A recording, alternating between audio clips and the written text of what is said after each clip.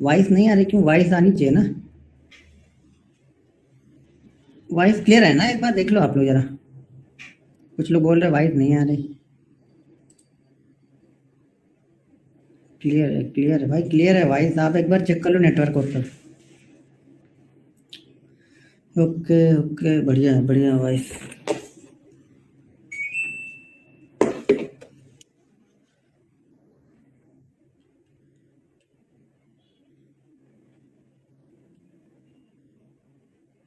Okay, सही है सही है।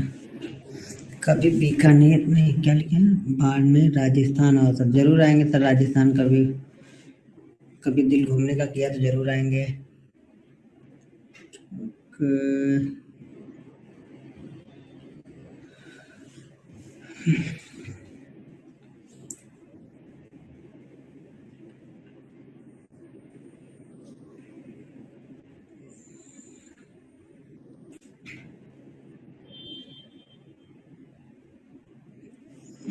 कभी इंदौर भी आइए सर, इंदौर भी आएंगे, हर जगह आएंगे, जहाँ जहाँ आप लोग बुलाएंगे प्यार से वहाँ वहाँ आएंगे। सर अकेले हूँ, राजस्थान जाऊंगा तो इंदौर नहीं जा पाऊंगा, बाड़मेर जाऊंगा तो फिर झारखंड नहीं जा पाऊंगा, ठीक है ना, गुड़गांव जाऊंगा तो फिर और कहीं नहीं जा पाऊंगा। हूँ तो अकेला ही, तो कहीं आता रहूंगा, कभी समय मिलेगा तो जरूर आऊंगा, तो मिलूंगा आप लोगों से।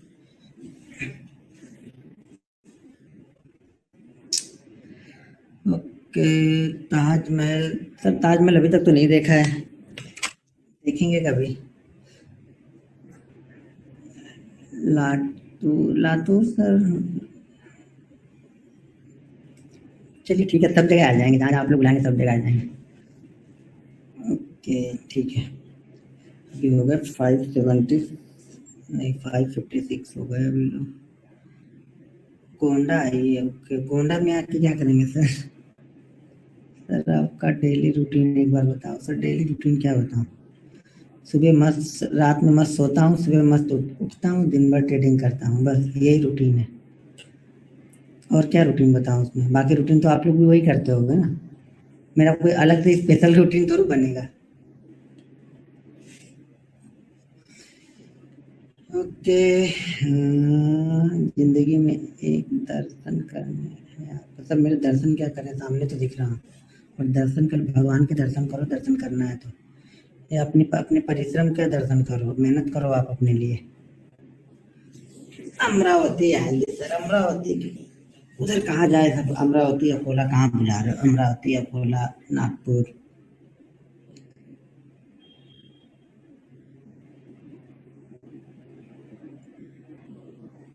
अहमदनगर तो जाते रहता हूँ सर। द्वारका सर जरूर आऊंगा, द्वारका तो एक बार देखना सर। क्या हुआ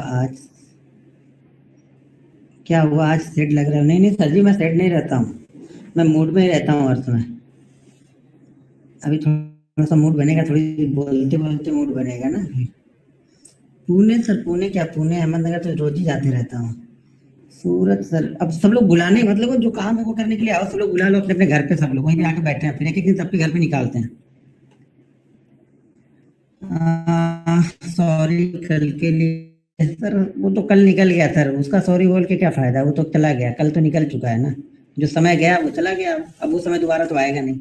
तो वो तो करने से पहले सोचना पड़ता है हम लोग को। जो चीजें कर रहे हो ना वो करने से पहले सोचो, निकल गया उसके बाद सॉरी बोल के क्या फायदा? कुछ फायदा हो तो बताओ मुझे। चलो ठीक है, हम आगे स्टार्ट करते हैं। अब हम चलते हैं कुछ चीजें चार्ट पे आप लोग को और दिखाता हूँ, और मूवी गैरेज के बारे में बताता हूँ।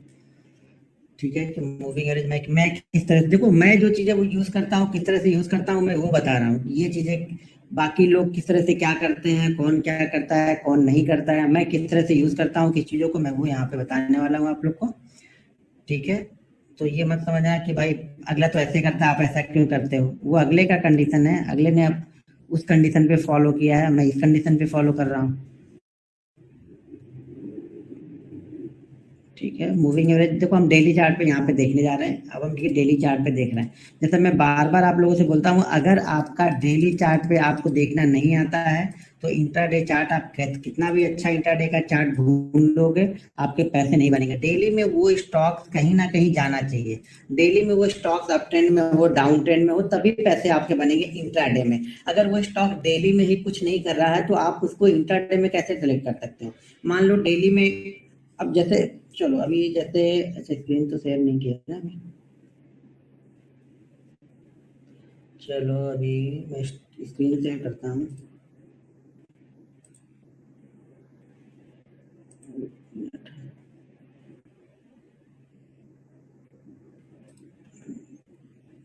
ये मैंने स्क्रीन शेयर कर दी।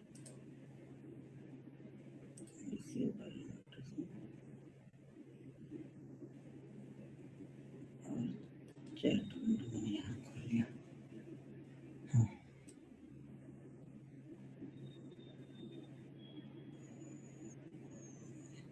स्क्रीन सर आ गई, स्क्रीन दिख रही है।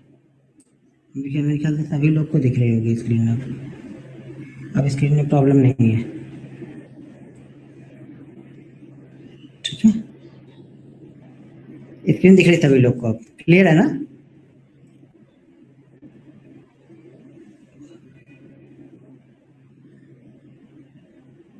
देखो मैंने बताया था ना, सपोर्ट रेजिस्टेंस ट्रेंड लाइन या किसी भी स्ट्रेटजी कैंडल स्टिक अगर ये बनती है तो मतलब अगर हम उस कंडीशन पे स्टॉक सेलेक्ट करके बैठे हैं, मतलब उसे हम अगले दिन के लिए सेलेक्ट कर लिया है हमने, और एक दिन आज हमने रिसर्च करके देख लिया, जैसे हमने देख लिया कि आईसीआईसीआई बैंक पे ब्रेकआउट है, ठीक है, तो हम आईसीआईसीआई बैंक पे बैठे हुए हैं कल ट्रेड करने के लिए। अगर हमारी कंडीशन में फॉलो होता है, सही जगह पे ओपन होता है, फिर उसे क्रॉस करता है, तो हम बैठे हुए हैं। तो आप बोल रहे हो कि इंट्राडे में डेली पे स्टॉक कैसे सेलेक्ट करें? तो डेली पे हमने आईसीआईसीआई बैंक सेलेक्ट कर लिया है ना, क्योंकि उसने क्या किया है, कई दिनों का जो रेजिस्टेंस बना हुआ था उस रेजिस्टेंस को ब्रेक करके उसने ऊपर की तरफ क्लोज किया है। ठीक है, अब जैसे ये रहा आईसीआईसीआई बैंक का चार्ट लगा लेता हूँ ये। अब यहाँ पे आपके पास चार्ट दिख रहा है आईसीआईसीआई बैंक का, तो ये क्या कर रहा है, पिछले देखिए लगभग पूरा नवंबर इसने निकाल दिया है। पूरे नवंबर में इसने कितने पॉइंट की मूवमेंट दी, जैसे कल ही मैंने देखो आप लोग को दिखाया कि जब स्टॉक रेंज में फंसा होता है तो किस तरह से ट्रेड करता है, और रेंज के बाहर निकलता है तब किस तरह से ट्रेड करता है। अब ये रेंज में फंसा हुआ स्टॉक से ये 30 पॉइंट के अंदर में इसने पूरा महीना निकाल दिया।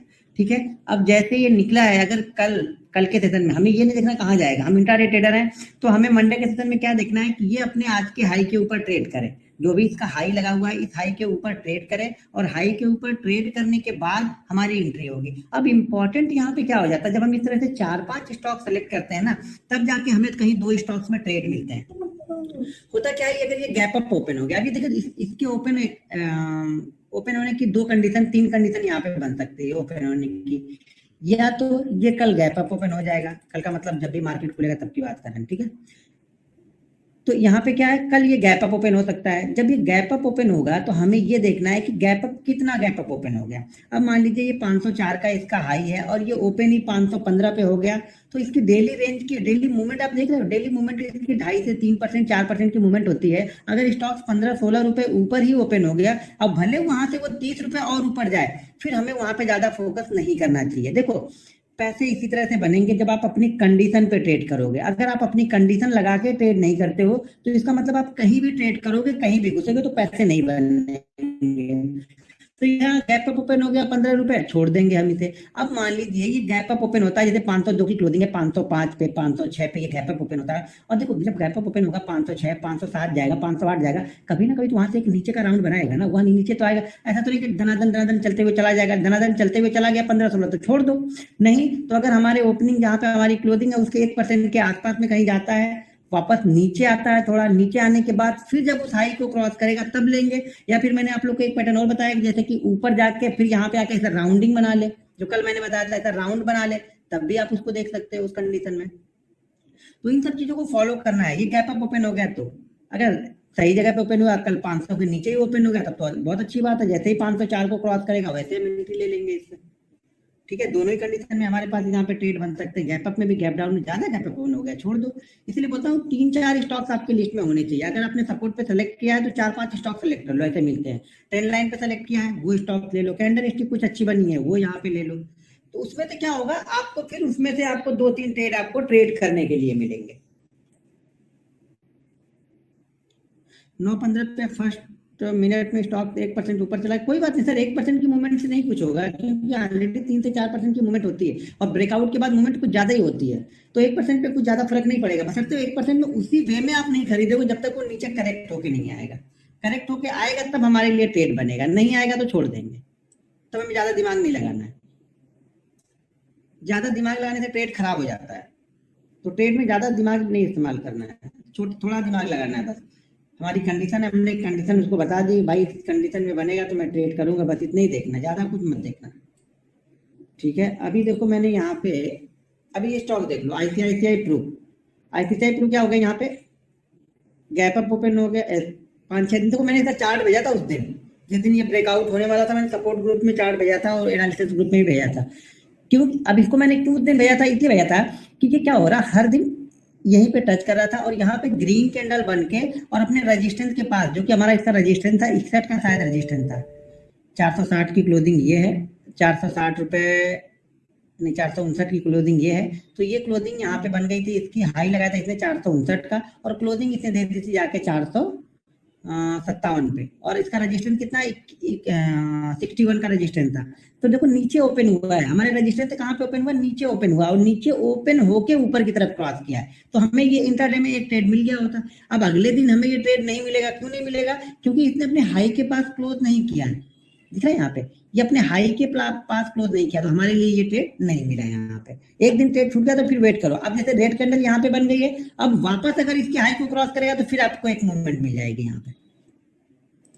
तो ब्रेकआउट, अब देखो ये आईडीएफसी फर्स्ट, ये ब्रेकआउट की तैयारी में, अगर 38 के ऊपर ये क्लोज कर दे तो यहाँ पे फिर ये 40 तक जा सकता है। ठीक है, तो मैं मूविंग एवरेज में देखो, पहले यहाँ पे मेरे पास नहीं, यहाँ पे मेरे पास दो मूविंग एवरेज लगे हैं, 100 और 200 के, दोनों को अलग अलग देखना है, एक ही तरीके से देखते हैं लेकिन दोनों अलग अलग देखना है, यानी एक चार्ट पे दोनों नहीं लगा के रखना है, पहले आप दोनों लगा के रखोगे तो कंफ्यूज रहोगे, तो इसलिए मैं यहाँ से एक निकाल दे रहा हूँ पहले। ठीक है, मैं दोनों लगा के देखता हूँ कि मैं दोनों में,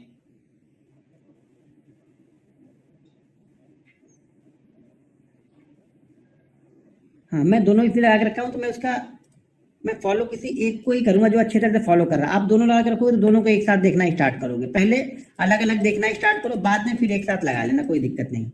अब देखो सबसे पहले ना, जैसे कि मैंने आप लोगों को बताया है कि देखो हर चीज, कहीं सपोर्ट रेजिस्टेंस आप देख रहे हो, कहीं ट्रेंड लाइन देख रहे हो, कहीं मूविंग एवरेज देख रहे हो, हर स्टॉक अपना अपना एक अलग नजरिया होता है चलने का, उसको चलाने वाले ऑपरेटर, हर स्टॉक के लिए यहाँ पे ऑपरेटर फिक्स है, ये ध्यान रखना। हमें नहीं पता है कौन ऑपरेटर, का मतलब ये होगा कि बड़े बड़े ट्रेडर हैं, उनको 20 स्टॉक्स में वो ट्रेड नहीं करेंगे, उन्होंने 2 4 5 स्टॉक सेलेक्ट कर लिए हैं, केतन पारी, केतन मेहता की तरह, हर्षद मेहता और केतन पारी की जगह इन्होंने स्टॉक सेलेक्ट करके बैठे हुए हैं। वो लीगली करते हैं, इनलीगल नहीं करेंगे कुछ भी, वो लीगल करेंगे, बड़े पैसे के साथ में करेंगे, लेकिन उन्होंने अपने 4 5 स्टॉक सेलेक्ट कर लिए हैं, उसी 4 5 स्टॉक्स में वो जब भी ट्रेडिंग करेंगे उसी 4 5 स्टॉक्स में ट्रेडिंग करेंगे, उसी 4 5 स्टॉक्स में वो पैसे लगाएंगे, लेकिन वो पैसे सही जगह पे लगाएंगे जहाँ, तो उनको कुछ चीजें वो देखते हैं और उन्हीं चीजों को वो कंटिन्यू फॉलो करेंगे। वो 4 5 लोग कहीं भी देश के 4 कोने में बैठे हो सकते हैं, बड़े पैसेदार होंगे, बड़े पैसे वाले होंगे, बहुत सारी कंपनियां ट्रेडिंग करती है, जैसे मान लो रिलायंस है, तो रिलायंस के शेयर कुछ ट्रेड कर रहे होंगे, हमें नहीं पता होगा, पीछे से बैठ के लोग ट्रेड कर रहे होंगे उसको, तो उन लोगों को कुछ पैटर्न, बस सिंपल, वो लोग ज्यादा दिमाग नहीं लगाते हैं, हम ये भी देख लूं, वो भी देख लूं, वो भी देख लूं, वो लोग किसी एक या दो चीज को फॉलो करेंगे कि हमें इसको सपोर्ट रेजिस्टेंस को देखना है, ब्रेक करेगा तो हम लोग बाइंग करेंगे, उसके पहले एंट्री कर लेंगे, वही लोग ब्रेक करवाएंगे उसको। ठीक है, या फिर वो ट्रेंड लाइन को फॉलो कर लिए, या फिर वो मूविंग एवरेज को फॉलो कर लिए, अगर उनको शॉर्ट टर्म के लिए लेना है, तो ट्रेडर है तो शॉर्ट टर्म यानी 10% 12% का मूवमेंट उनको मिल गया।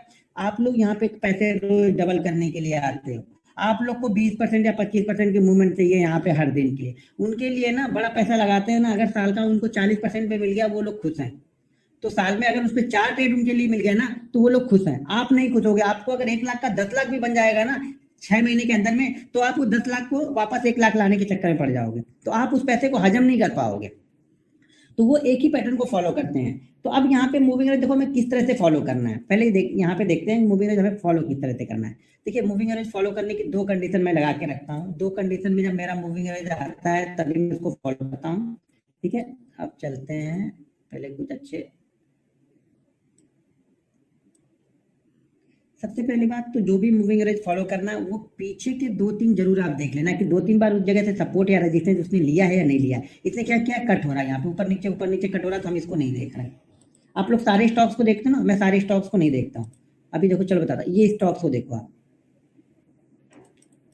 नहीं ये भी इतना अच्छा नहीं है, ये भी नहीं है 2 बार। अब इस स्टॉक्स को देखो, ध्यान से देखो, इस स्टॉक्स में कुछ अलग लग रहा है बाकी स्टॉक की अपेक्षा। टाइप करो आप लोग।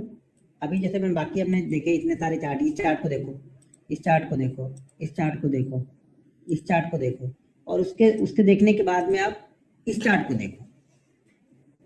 कुछ नजर आ रहा है?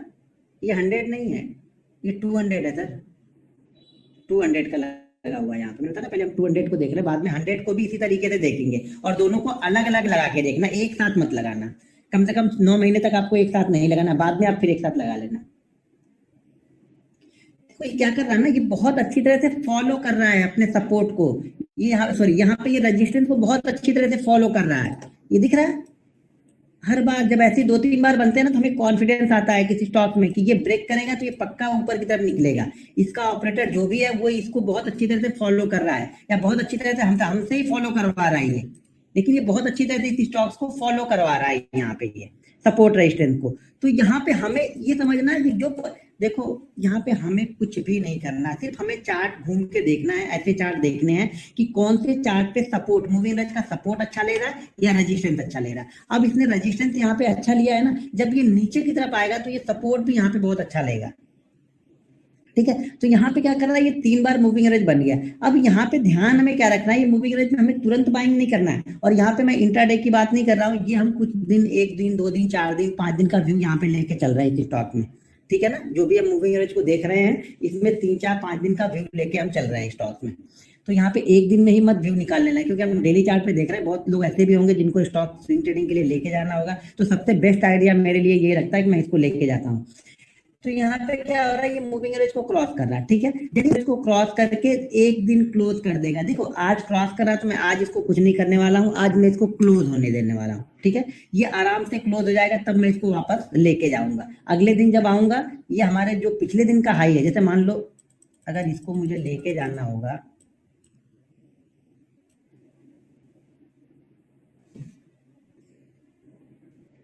अब ये स्टॉक यहाँ पे ब्रेक कर रहा है, इस कैंडल में ब्रेक कर रहा है। अब जब मुझे लगेगा कि अगली कैंडल भी इसी कैंडल के हाई के ऊपर क्लोज करने की तैयारी कर रही है, तब मैं इसको लेके जाऊंगा, ठीक है। और जब मैं लेके जाऊंगा तब उस कंडीशन में पहला मेरा ऐसे जो होगा वो स्विंग लो यहाँ पे होगा, जो भी इसका स्विंग लो लगा होगा वो मेरा पहला एसएल होगा। अगर इसके ऊपर इसने 3-4 दिन सस्टेन कर लिया तो फिर मेरा मूविंग एवरेज ही मेरा एसएल लगा लूंगा, मेरा बाइंग प्राइस ही मेरा एसएल लग जाएगा। लेकिन अपोलो हॉस्पिटल में अलग है, मतलब अपोलो हॉस्पिटल ही तो है सर ये, लेकिन अपोलो हॉस्पिटल में अलग है। क्या अपोलो हॉस्पिटल में अलग है सर? सर ईएमए नहीं है, सिंपल मूविंग एवरेज में बोल रहा हूँ, ये सिंपल मूविंग एवरेज है, ईएमए नहीं है ये, सिंपल मूविंग एवरेज, या फिर मूविंग एवरेज जो लिखा होता है वो है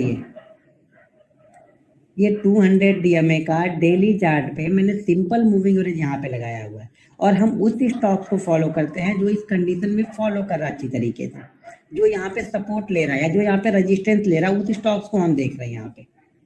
अब कौन सा स्टॉक है वो मत आप लोग दिखाओ। 10 लाख से झुंझुन वाला ने बाइंग कर लिया, तो आपके पास भी अगर 10 लाख रुपए है तो आप भी बाइंग कर लो उसको, ठीक है। अब झुंझुन वाला ने क्या बाइंग किया, उससे क्या लेना देना है, सीखने आए हुए, इंट्राडे करनी ट्रेडिंग 5,000 या 50,000 रुपए की है, बात करेंगे हम करोड़ों की यहाँ पे, तो कैसे होगा। तो जो कर रहे हो वो तो कर लो पहले, फिर बाद में वो देख लेना कौन सा झुंझुन वाला ने बाइंग किया, वॉरेन बफेट ने क्या बाइंग किया है, सब वो खरीद लेना आप लोग। तो यहाँ पे क्या होगा, इस मूविंग एवरेज को हम एडजस्टमेंट कर रहे हैं। अब यहाँ पे सबसे अच्छी कंडीशन क्या होती है कि अगर हमारा मूविंग एवरेज को क्रॉस करने से पहले, जैसे ये स्टॉक्स यहाँ पे कैसे 3-4 दिन 5 दिन यहाँ पे रुका हुआ है, मैं बार बार आप लोगों से एक चीज बार बार बताता हूँ कि अगर स्टॉक्स रुक रहा है, क्रॉस करेगा तब हमारे लिए अच्छा है। अगर ये यहाँ से आते, जैसे ये स्टॉक्स यहाँ से निकला 1100 से निकल के ये 1400 को क्रॉस कर रहा है, यहाँ पे 1450 को, तो हम इसे खरीदने वाले नहीं है, क्योंकि ऑलरेडी इसने 300 पॉइंट की मूवमेंट दे दिया है। तो यहाँ पे हर समय हमारे पास आके ये कंसोलिडेट करना चाहिए, जैसे ये कंसोलिडेट कर रहा है तभी हम इसे देखेंगे अगले दिन। अभी और स्टॉक्स में देखते हैं, जैसे कुछ और स्टॉक्स में चलते हैं। जो अच्छे से फॉलो कर रहा है उसको हम फॉलो कर रहे हैं, जो नहीं फॉलो कर रहा है उससे हमें कुछ लेना देना नहीं है यहाँ पे, ठीक है। जो अच्छे से फॉलो कर रहा है, स्टॉक मूविंग एवरेज तो हर स्टॉक्स में लगा होता है, ट्रेंड लाइन हर स्टॉक्स में बनेगी, सपोर्ट जहाँ पे दिल करेगा वहां पे आप बना सकते हो। लेकिन जो फॉलो कर रहा है हम उसे फॉलो कर रहे हैं, हम कुछ नहीं यहाँ पे कर रहे हैं, हम बस ये देख रहे हैं कि कौन सा स्टॉक अच्छी तरीके से फॉलो कर रहा है। बजाज ऑटो, पीछे भी देखो, यहाँ भी देखो रेजिस्टेंस लिया है, यहाँ भी सपोर्ट लिया है, फिर यहाँ भी सपोर्ट लिया और यहाँ भी सपोर्ट लिया है। इस कंडीशन में क्या होनी चाहिए, देखो दो कंडीशन, एक तो क्या हो रहा है कि स्टॉक नीचे से ऊपर निकल के जा रहा है, तो ये नीचे से ऊपर निकल के नहीं जा रहा क्योंकि एक ही बार बना और ये ऊपर निकल के चला गया, हमें इसमें कुछ नहीं देखा हमने। अब क्या होगा, जैसे मान लो ये स्टॉक हमसे छूट गया है, तो इस स्टॉक में अगर हमें री एंट्री लेनी होगी ना, तो हमें इंतजार करना पड़ेगा कि ये हमारे मूविंग एवरेज के पास आए और यहाँ पे 4 दिन 5 दिन 6 दिन ये रुके स्टॉक, तब हम यहाँ पे री एंट्री लेंगे। दो तरीके से बाइंग करेंगे, एक तो फ्रेश, अगर हम यहाँ पे रेजिस्टेंस बना रहा है 2 बार 3 बार यहाँ पे आया, इसने रेजिस्टेंस बनाया और रेजिस्टेंस बना के ऊपर निकला, तब हम इसे लेंगे, लेकिन कंसोलिडेट करने के बाद में।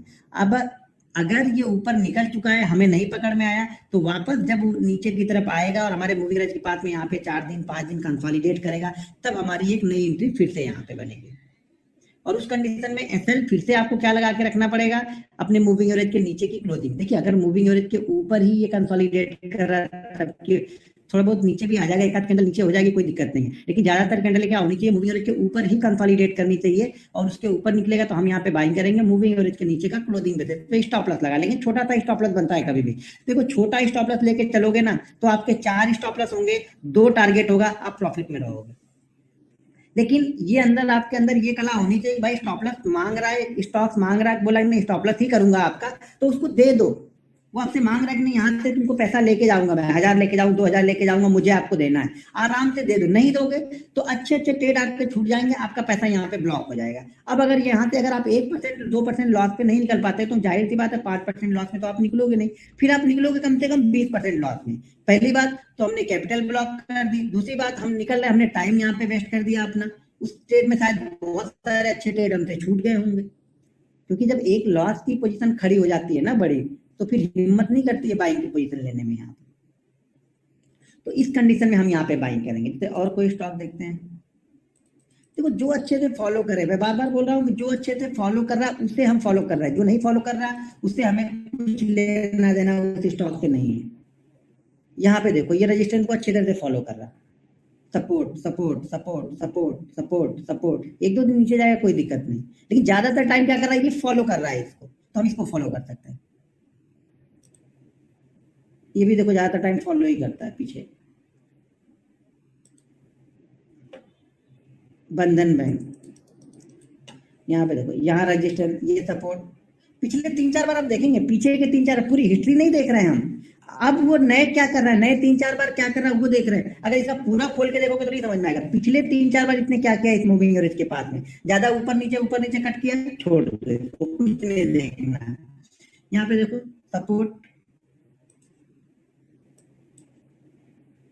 ठीक है, रेजिस्टेंस, फिर यहाँ पे आया रेजिस्टेंस, फिर कुछ दिन बाद घूम गया। देखो कितना अच्छा सरल तरीका है, बिल्कुल सरल तरीका है पैसे बनाने का, लेकिन लोग को क्या है ना, सरल तरीके लोगों को पसंद नहीं आते। यहाँ पे लोगों को सिंपल चीजें यहाँ पे पसंद नहीं आती स्टॉक मार्केट में, उनको कॉम्प्लिकेटेड चीजें ही चाहिए।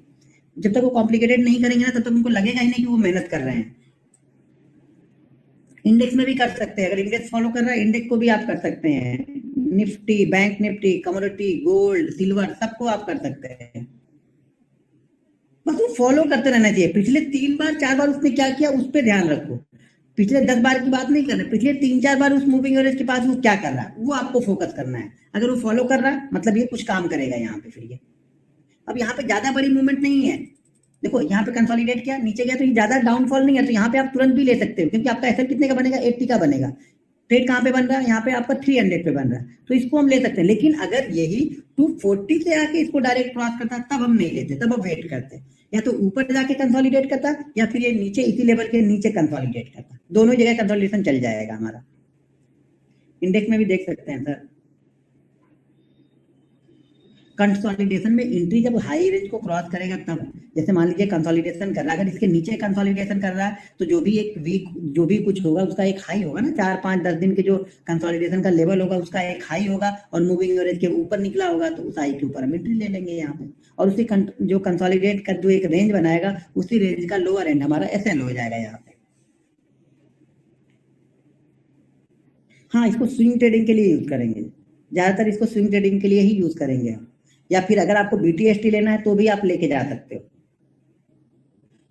Period moving average daily chart है 200, यहाँ पे दिख रहा है आपको सामने 200 में 1 एक शुभ के लिए होता है ना कि 201, जब हम बारात में जाते हैं किसी को देना होता है तो 1001, 501, 201, तो इसलिए मैं 201, 101 ऐसा फॉलो करता हूँ ज्यादातर, 51, 21 इस तरह से फॉलो करता हूँ ज्यादातर डेली चार्ट पे।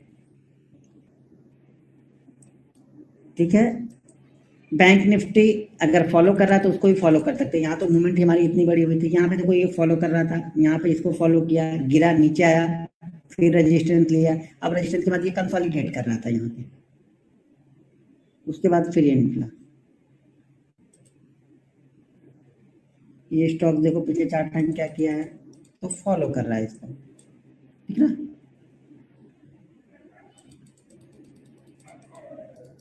अब ये देखो कितना अच्छा, ये ट्रेड ज्यादा अच्छा होगा क्योंकि यहाँ पे यहीं पे कंसोलिडेट कर रहा है हमारा, ज्यादा बड़ा एसएल भी नहीं होगा। कितने एसएल का बन रहा है, 50 पॉइंट का यहाँ पे एसएल बनेगा आपका, 60-70 पॉइंट का, सॉरी, और इसके ऊपर निकलेगा तब हमारी बाइंग बनेगी क्योंकि कंसोलिडेशन के बाद निकल रहा है। बीबीटी से ये भी देखो कितने अच्छे से फॉलो कर रहा है, ये निकल गया, मान लीजिए देखिए ये वन वे, ये देखो ये वन वे जा रहा है, इसे हम नहीं ले सकते हैं क्योंकि यहाँ पे देखो 782 से कहाँ निकल गया डायरेक्ट, ये 1000, तो यानी 782 से 1000 लगभग ये 22 ये और 22 ये लगभग 240 पॉइंट की मूवमेंट हो चुकी है, तो हम यहाँ पे डायरेक्ट नहीं घुसने जाएंगे। अब हम वेट करेंगे कंसोलिडेशन, जैसे ये कंसोलिडेट कर रहा है मुझे पास, ये दिख रहा है ये कंसोलिडेट कर रहा है, और इसी में अगर आप छोटी सी एक ट्रेंड लाइन ड्रॉ कर लोगे तो आपका ये ट्रेड बिल्कुल सक्सेसफुल हो जाएगा। ये ट्रेड यहाँ पे ट्रेंड लाइन हमने ड्रॉ कर ली, कंसोलिडेट भी कर रहा है मूविंग एवरेज पास में। अब यहाँ पे हमारी एंट्री बनेगी, यहाँ पे जब एंट्री बनेगी तो स्टॉप लॉस कहाँ लगा के रखेंगे, ये स्विंग लो, जो भी एक स्विंग लो, इसको ये सेफ होगा ज्यादा 980 के आसपास। एंट्री कहाँ पे बन रही है आपकी 1070, स्टॉप लॉस 980, 10% का आपका स्टॉप लॉस यहाँ पे बनेगा। और देखो स्विंग ट्रेडिंग में आपको यही देखना पड़ेगा, 7 से 10% का एसएल बनेगा ही बनेगा आपको, अगर बड़े प्रॉफिट आपको चाहिए तो। मतलब इसको नहीं फॉलो करूंगा मैं, ये इसको नहीं फॉलो करूंगा, ठीक है। जो फॉलो कर रहा है, हम किसी को नहीं फॉलो कर रहे हैं, सिर्फ मैं चार्ट देख रहा हूँ कि कौन सा चार्ट अच्छी तरीके से फॉलो कर रहा है, मैं उसी को फॉलो करता हूँ। जो नहीं फॉलो करता है छोड़ देता हूँ, ये नहीं कर रहा ऊपर नीचे डायरेक्ट हो रहा, मैं इसे देखूंगा भी नहीं मूव रेंज लगा के।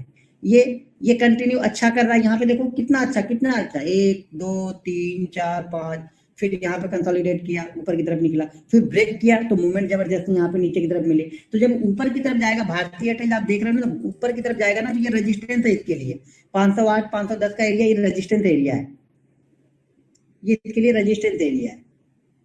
तो ये ध्यान रखना, डेली चार्ट के इसके ऊपर क्लोज करेगा तो बहुत अच्छी बात है इसके लिए, ये बहुत अच्छे से निकल के जा सकता है, फिर 550 की तरफ जाएगा फिर ये, क्योंकि पीछे ये फॉलो कर रहा है, इसको जो फॉलो करने वाले लोग हैं वो इसको फॉलो कर रहे हैं। देखो इसके देखने से ना सब इन सब चीजों को, ट्रेंड लाइन, सपोर्ट, रेजिस्टेंस, जब हम कंटिन्यू सब बना के देखते रहते हैं ना, पीछे से हमारे जहन में चलता रहता है ना, तो हमें पता चलता है कि इसमें जो बड़े ट्रेडर हैं वो किस तरह के ट्रेड लेते हैं, और हमें उनको ही ट्रेड करना है, क्योंकि बड़ा पैसा हमारा तभी बनेगा जब हम उनके साथ साथ ट्रेड कर रहे हैं। तो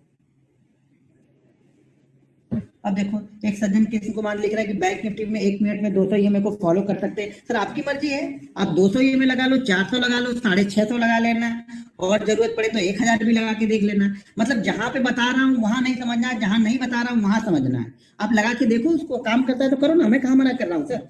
सर हर चीज मैं थोड़ा फॉलो करूंगा, मुझे जो 2 चीजें 3 चीजें अच्छी लगी मैं उसमें कंटिन्यू काम कर रहा हूँ। आपको अगर जो मैं कर रहा हूँ वो मैं आपको बता रहा हूँ, अगर आपको एक्स्ट्रा कुछ करना है तो आपको यहाँ पे देखो कोई चीज अच्छी है या नहीं है ना, उसके लिए आप 100 ट्रेड डिसाइड करना। आपको अगर लगता है कि इस चीज को मैं बैंक निफ्टी में फॉलो करूंगा 1 मिनट के चार्ट पे, तो कम से कम 100 ट्रेड लेने की हिम्मत करना, तभी उसका रिजल्ट आपको समझ में आएगा। होगा क्या, आप लोग क्या करते हो, 4 दिन 5 दिन फॉलो करोगे, भाई 4 दिन 5 दिन मार्केट किस तरह का है, हो सके डाउन ट्रेंड में है, नहीं अच्छा काम करे, अप ट्रेंड में शायद अच्छा कर रहा हो, साइडवेज में फिर से ना काम कर रहा हो। जब तक ये सारी सिचुएशन आपको नहीं मिलेगी ना, down trend, up trend, sideways, तब तक आप किसी भी स्ट्रेटजी का रिजल्ट नहीं निकाल सकते हो। तो ये तीनों ही चीजें आपके साथ में मिलेंगी। इसके लिए मैं बोलता हूँ कि 100 ट्रेड करना। 100 ट्रेड करने का मतलब ये होगा कि हम 5 महीने ट्रेड कर रहे हैं और 5 महीने में ये सारी कंडीशन हमें मिल जाती हैं। डाउन ट्रेंड में भी मिलेगा, अप ट्रेंड भी मिलेगा और कंसोलिडेशन यानी साइडवेज लेवल भी मिलेगा। तो हमें हमारी जो स्ट्रेटजी हम बनाते हैं ना, फिर उससे हमें समझ में आता है कि ये डाउन ट्रेंड में किस तरह से काम कर रही है, साइडवेज में किस तरह से काम कर रही है और अप ट्रेंड में किस तरह से काम कर रही है। सबसे बेहतर ये काम किस ट्रेंड में करती है, अप ट्रेंड में या साइडवेज में। तो आपको ये ढूंढ के निकालना पड़ता है। ऐसे बैठे बैठे यूट्यूब वीडियो देखने से नहीं खाली बन जाएगा। 100 ट्रेड आपको लेने पड़ेंगे, पैसे लगाने पड़ेंगे, रिस्क लेना पड़ेगा, कलेजे को थामना पड़ेगा वहां पे, क्योंकि जब तक आप कलेजे पे कंट्रोल नहीं करोगे ना, तब तक आपकी स्ट्रेटजी हो सके आप वहां पे 4 रुपए डर के मारे निकल गए, लेकिन वो बाद में उसने 40 रुपए का मूव किया। तो आपको वहां पे बैठे रहना पड़ता है एक कंडीशन लगा के, या तो मैं स्टॉप लॉस लूंगा या फिर टारगेट लूंगा। टारगेट की आपको एक कंडीशन डिसाइड करनी पड़ेगी धीरे धीरे।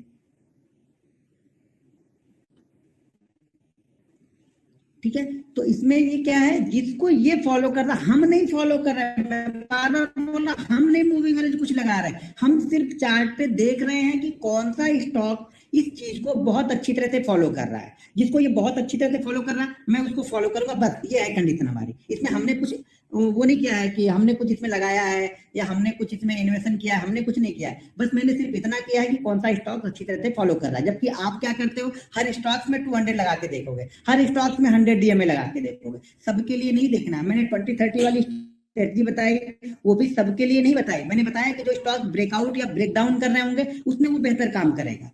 तो पहले आपको डेली चार्ट पे जाके ये देखना पड़ेगा कि ब्रेकआउट या ब्रेकडाउन है या नहीं है।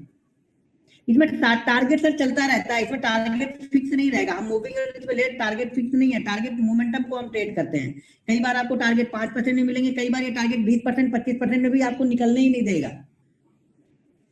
ठीक है ना, तो हमेशा अगर बड़े ट्रेड लेना है तो पिछला स्विंग लो आपका ऐसे होना चाहिए, बस इतना ध्यान रखो आप।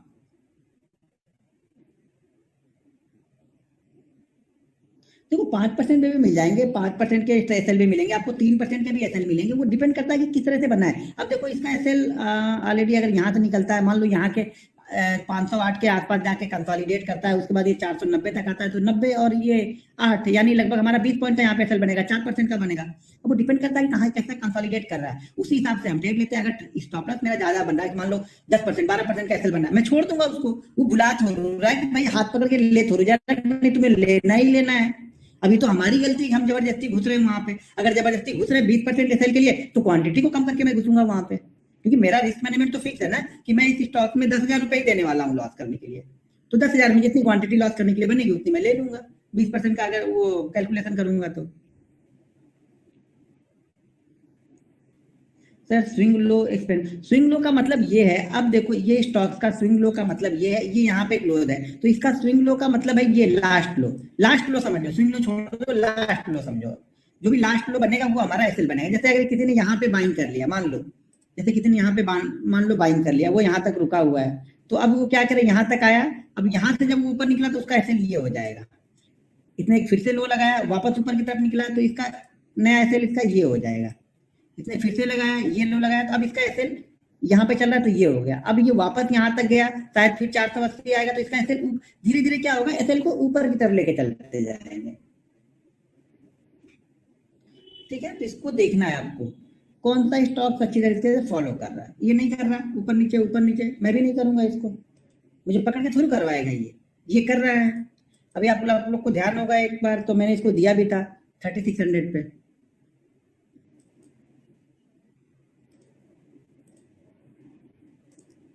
ये देखो इस स्टॉक को देखो, मतलब वो देखने से ही आपको लगेगा कि हाँ यहाँ पे पैसा बनेगा यार ये, लेकिन वो थोड़ी सी ढूंढने वाली मेहनत तो हमें करनी पड़ेगी ना।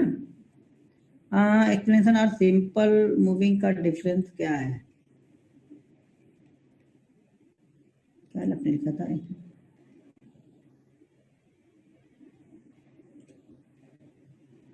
चलो जा सर डे रेजिस्टेंस के ऊपर 200 डीएमए हो तो स्टॉक्स लूंगा।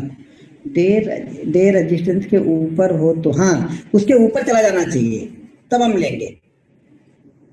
जब तक ये नीचे है तो हो सकता है यहाँ पे रेजिस्टेंस लेके नीचे आ जाए, यहाँ पे रेजिस्टेंस लेके नीचे आ जाए। एक तो ये हो गए हम यहाँ पे कि देखो इसको हम सिर्फ डेली पे देख रहे, इसको इंट्राडे वाला माइंडसेट निकाल दो यहाँ पे आप। इसको आप ये माइंडसेट लेके चलो कि मैं इसको लेके जाऊंगा। अगर आपको इंट्राडे प्ले ही करना है तो ये ध्यान रखना कि 200 डीएमए के ऊपर क्लोज करें, हायर प्राइस के आसपास क्लोज करें, तब फिर अगले दिन आप एक बार इसमें इंट्राडे में भी ट्रेड कर सकते हो।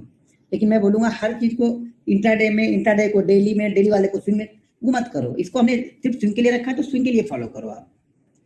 जब भी ये निकलेगा इस तरह की से एक मूवमेंट आपको अच्छी मिलेगी। जितना ज्यादा बार रुका है नहीं जा रहा है उतने चांसेस होते हैं कि अगर निकलेगा तो अच्छी मूवमेंट देगा, क्योंकि स्टॉक परेशान हो गया है। तो यहाँ पे पैसा बनाने वाले लोग पैसे लेके आएंगे यहाँ पे इसके लिए। ठीक है, ये देखो नहीं फॉलो कर रहा, तो हमें इसको फॉलो करने की जरूरत नहीं है। ये फॉलो कर रहा है, ये बीच में ट्रेडर क्यों है, इतना ज्यादा कर दिया भाई। अच्छा स्प्लिट होगा, क्या होगा 2000, हाँ ये ठीक है। नहीं है उतना अच्छा, नहीं अच्छा लग रहा, छोड़ देंगे। ये भी ऊपर नीचे ही हो रहा देखो आज, ये ठीक है, लेकिन 2 ही बार है, कम से कम 2-3 बार तो जाने दो। ये भी स्प्लिट हो गया लगता है, ये भी 2019, हाँ ये ठीक है लग रहा। ये देखो पिछली बार अच्छे से फॉलो कर रहा, फिर ये आया नीचे की तरफ आया और डायरेक्ट एक ही बार में क्रॉस कर रहा है। तो इसके लिए क्या अच्छी कंडीशन क्या होती, अगर ये यहाँ पे कंसोलिडेट, जैसे ये ऊपर निकल गया कंसोलिडेट कर रहा है, कंसोलिडेट के बाद अगर इस हाई प्राइस को निकालता तब हमारी यहाँ पे एंट्री होगी।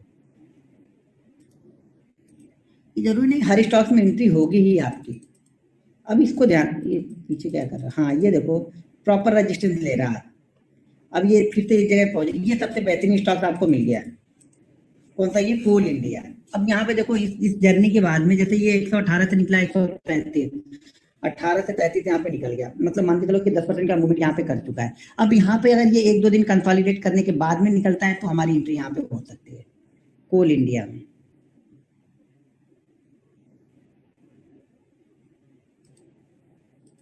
हाँ बैंक निफ्टी के स्टॉक्स में भी देख सकते हो, हाँ बने वहां देखो सर, फिक्स थोड़ू है, तो मैं सारे स्टॉक्स के लिए देख रहा हूँ ना।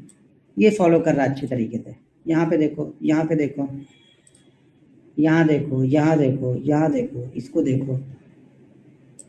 तो ये कॉन्फिडेंस देते हैं, अगर किसी एक चीज को आप फॉलो करते हो, जैसे मैं बार बार बोलता हूँ ना कि एक चीजों को फॉलो करोगे तो आपको पैसा तो मिलेगा। स्टॉक मार्केट पैसा आपसे लेगा नहीं अगर आप किसी रूल्स के साथ में ट्रेडिंग करते हो, यानी रूल्स बेस्ड ट्रेडिंग आप करते हो तो आप इंट्राडे करो, डेली करो, स्विंग ट्रेडिंग करो, कुछ भी करो, मार्केट आपसे पैसे नहीं लेगा। अगर आपके पास कोई रूल नहीं है, आप कभी भी किसी भी समय कहीं भी खरीदोगे, कुछ भी बेचोगे, तो मार्केट आपको कभी पैसा देगा नहीं। ये नोट करके रख लेना, यही फर्क है आप में और जो प्रोफेशनल होते हैं उनमें, बाकी और कोई फर्क नहीं है। बाकी आप सब चीज अच्छी करते हो, लेकिन आप किसी रूल्स को फॉलो करके नहीं करते हो। आपके पास कोई रिस्क मैनेजमेंट नहीं है, आप पैसा तो बहुत अच्छा बना लोगे लेकिन शायद 2 ट्रेड में सारा पैसा दे दोगे। ये फर्क है आप में और हम में। मैं उस 2 ट्रेड में पैसे देने वाला नहीं हूँ, मैंने जो पैसे एक बार मार्केट से ले लिए हैं ना, वो मार्केट को देने में कतराऊंगा। आप पैसे ले लेते हो तो आपको ये लगता है कि चलो यार अब रिस्क में बड़ा ले सकता हूँ, क्योंकि पहले तो मेरे पास 1 लाख थे, अभी मेरे पास 2 लाख हो गए, तो अब मैं 2 लाख से रिस्क लेके खेलूंगा। मेरे पास 1 लाख है, मेरे पास 2 लाख आया तो मैं 1 लाख उसमें से बाहर निकालूंगा। अगर मैं 1 लाख को 2 लाख बना सकता हूँ तो फिर से उसी 1 लाख को 2 लाख बनाऊंगा। समझ रहे, ये फर्क होगा आप में और हमारे में। ये स्टॉक्स अच्छे से फॉलो कर रहा था और देखो कितने अच्छे से कंसोलिडेट कर रहा है। स्टॉक्स देख रहे हो, इसका नजरिया आपको दिख रहा है, कितना अच्छा ये फॉलो कर रहा है, कितना अच्छा कंसोलिडेट कर रहा है। कुछ ज्यादा दिमाग लगाने की जरूरत नहीं है यहाँ पे, बस इंतजार करना है कि हाँ यार जिस दिन निकले बस काम हो गया हमारा। यहाँ अच्छा मूवमेंट आपको मिल जाएगी। ये देखो कंटिन्यू फॉलो कर रहा है, ये भी ब्रेकआउट की तैयारी में है। कौन सा गुड फ्राइडे, यहाँ पे भी नजर बना के रख सकते हो आप। स्टॉक लिख लो, देखो कि कौन सा जाए, अपनी वॉच लिस्ट बना लो, हर दिन उसको चेक करो, क्योंकि ये आज ही ब्रेक करेगा तो कल हमारे लिए आएगा ना। तो जितने हमने लिख लिया कि मेरे पास भाई 20 स्टॉक इस जगह के आसपास पहुंच चुके हैं, और वीक में कम से कम एक दिन आप करोगे ना, संडे को संडे भी करोगे ना, तो भी आपका निकल आएंगे स्टॉक इससे बहुत अच्छे। सिर्फ संडे को एनालिसिस करो आप।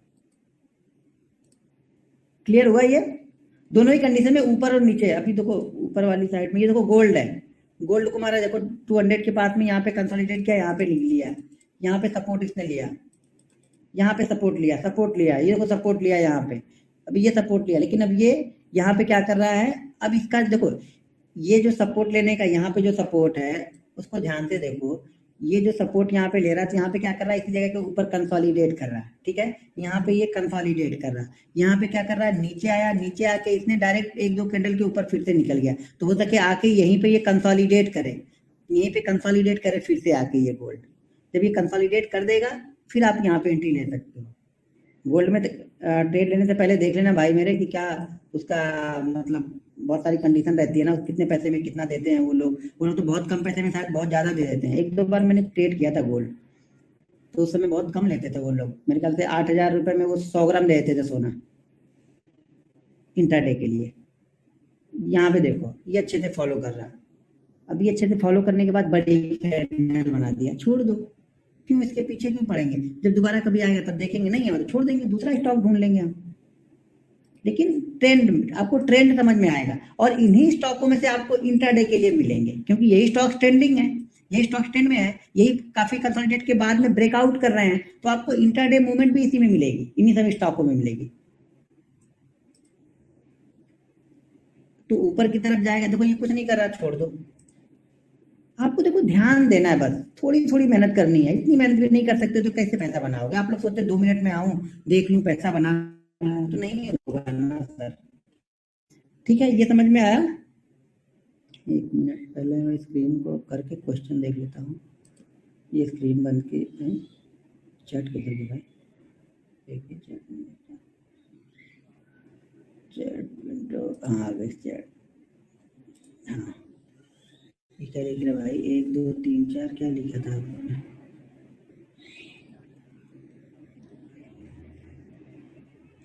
हाँ वॉल्यूम वहाँ पे देख लेना, वॉल्यूम को देखने में कोई दिक्कत नहीं, वॉल्यूम तो बताया ना, डेली चार्ट के लिए तो मैंने वॉल्यूम बताया ही है, तो एक ही चीज को बार बार वहाँ पे जरूरत नहीं है। डेली चार्ट में हम जो भी देख रहे हैं वहाँ पे वॉल्यूम देख रहे हैं, इंटरडे में मैं जो भी देख रहा हूँ मेरे को वॉल्यूम से कुछ लेना देना नहीं है, शायद उसी कैंडल में ही मैं प्रॉफिट बुक कर लूँ, तो मैं वॉल्यूम देखूंगा कब। होता है ना कभी कभी आप देखोगे कि उसी कैंडल में ही आपको 2% 3% की मूवमेंट मिल जाएगी, खत्म हो गई।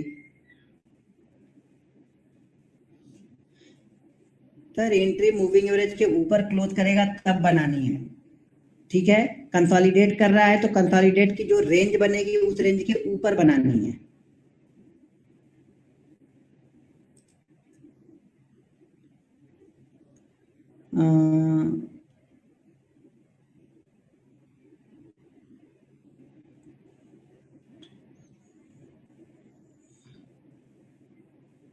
सर जी आप पूछ रहे पीरियड कितना का, इतनी देर से बता रहा हूँ 200 डीएम है। टारगेट हमेशा मोमेंटम रखना है सर, मूविंग एवरेज का टारगेट नहीं निकलता है, टारगेट मोमेंटम को पकड़ना है। एचबीएल पावर कौन से बेस पे लिया है आपने लॉन्ग टर्म के लिए? वो सर स्विंग ट्रेडिंग के लिए नहीं लिया है, मैं इसको स्विंग ट्रेडिंग के बारे में बता रहा हूँ। वो मैंने लॉन्ग टर्म ग्रोथ को देख के लिया है कि पावर की जरूरत पड़ेगी हिंदुस्तान में, वो ग्रोथ स्टोरी देख के लेते हैं। जैसे मैंने बहुत पहले 11-12 में मैंने स्टॉक लिए थे, हमारा सीएट, मारुति, हीरो और जुबलेंट फूड और बहुत सारे स्टॉक्स ग्रोथ पे लिए थे, उसमें बहुत सारे खत्म हो गए। बीएचईएल लिया था, एक पावर की कंपनी बीएचईएल भी थी, जो हैवी पावर के वो जनरेटर क्या क्या चीजें बनाती है बीएचईएल ना बहन, तो वो भी ली थी, खत्म कहानी हो गई उसकी। तो ऐसे खत्म भी हो जाएंगे, सबके सब नहीं चलेंगे जीवन में, ध्यान रखना। अगर आपने 10 सेलेक्ट किए हैं तो अच्छे 10 सेलेक्ट आपने किए हैं, तो ये गारंटी के साथ बोल सकता हूँ उसमें से 5 आपके बहुत अच्छे मल्टीबैगर निकलेंगे, और 5 ये भी गारंटी लिख के दे दूंगा कि उसमें से 5 आपके खत्म हो जाएंगे। मेरे खत्म होने वाले stock Reliance infra, Reliance capital, JP associate, JP infra, JP power, Suzlon energy, Unitech, जीवी के पावर, ऐसे बहुत सारे स्टॉक खत्म हो गए मेरे, मतलब कहानी उनकी खत्म हो गई उन स्टॉकों की। तो ऐसे खत्म हो जाएंगे, उससे कुछ फर्क नहीं पड़ता। अगर आपने सेम अमाउंट हर स्टॉक में लगा के रखा है ना, तो एक उसमें का सारा लॉस आपका कवर कर देगा, एक सारा लॉस कवर कर देगा, बाकी 4 आपको मल्टीपल रिटर्न लेके जाएंगे। लेकिन सबके सब किसी भी बड़े, कोई भी बड़ा पोर्टफोलियो, किसी का नाम जानते होगे ना बड़े इन्वेस्टर का, उसका पोर्टफोलियो गूगल में जाके सर्च करना और उसके पोर्टफोलियो के स्टॉक्स खाली देखना है। आप 60% स्टॉक्स उनके रहेंगे, मतलब 60% का मतलब ये हो गया, अगर उनके पास 10 स्टॉक्स होंगे तो 6 स्टॉक्स उनके बिल्कुल खत्म हो गए होंगे, 4 ही स्टॉक्स उसमें तो उनके मोमेंटम में होंगे, मोमेंटम मतलब प्रॉफिटेबल होंगे उनके। लेकिन वो 4 इतने बड़े प्रॉफिट में होंगे ना कि उसका एक का जो 6 का लॉस है ना, वो एक कवर करके भी प्रॉफिट में रहेगा, मतलब एक ही कवर कर देगा। सर जी अब कौन से बेस्ट स्टॉक्स हैं लॉन्ग टर्म के लिए? सर लॉन्ग टर्म में अभी भी आप फोकस कर सकते हो। जुबलेंट फूड खराब तो नहीं है, जुबलेंट फूड पे आप फोकस करो। कुछ फ्यूचर जो ब्रांड कंपनियां जो कपड़े उपड़े बनाती हैं, जूते बनाती हैं, इनको सेलेक्ट करो। आप खाने पीने की चीजें, बियर सेलेक्ट कर लो। थोड़ी बियर वियर लेते ही होगे ना आप लोग भी, तो वो सेलेक्ट कर लो। आप लोग का भी दिल बहला रहेगा और उसमें इनकम भी तो बढ़ेगी ना। आपको समझ में आएगा कि आपने कितनी पी है, उसके हिसाब से आपको अंदाजा लगेगा। अगर मैं पिछले साल मैंने सिर्फ 1,000 की पी थी, इस साल मैंने 3,000 की पी है, तो मतलब ग्रोथ हो रही है। ग्रोथ हो रही मतलब कंपनी के प्रॉफिट बढ़ रहा है, प्रॉफिट बढ़ रहा है मतलब आपका शेयर का प्राइस भी बढ़ेगा। तो वो एक दो ले लो। कुछ ये अपनी टू व्हीलर कंपनियां ले लो। ठीक है, बैंक ले लो। मैं तो फोकस बैंक पे मुझे ज्यादा है, क्योंकि बैंक जो बाकी देशों के बैंक जिस तरह से ट्रेड करते हैं ना, जीडीपी के डबल ट्रिपल ट्रेड के मतलब 2 टाइम 3 टाइम ट्रेड करते हैं, हमारे यहाँ का 1 भी नहीं है अभी। तो हमारे यहाँ बैंक में है, लेकिन थोड़ा डर भी बैंक में लगा। तो बड़े बैंकों को ले लो, ज्यादा कोई दिक्कत नहीं। 3 4 बड़े बैंकों को ले लो। एक एसबीआई रख लेना, भले रिटर्न नहीं देगा लेकिन रख लेना एक एसबीआई भी थोड़े बहुत क्वांटिटी में। टीवीएस मोटर भी ले सकते हो, लेकिन उससे अच्छा मैं बोलूंगा हीरो ही लो ना। फिर क्यों, अगर टीवीएस हीरो और बजाज तीन ही तो अपने पास में टू व्हीलर की है, मैं बोलूंगा हीरो ले लो आप। एक मिनट रुको, कौन चिल्ला रहा है? कौन चिल्ला रहा है भाई?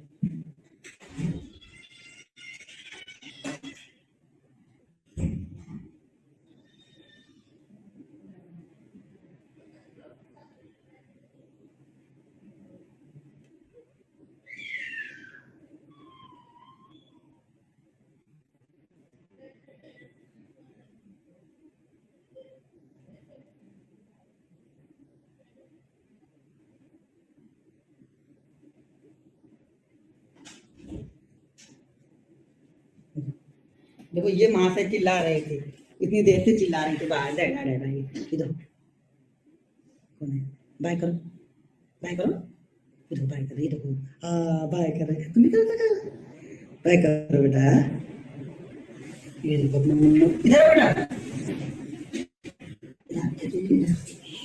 ये ये देखो, इधर देखो।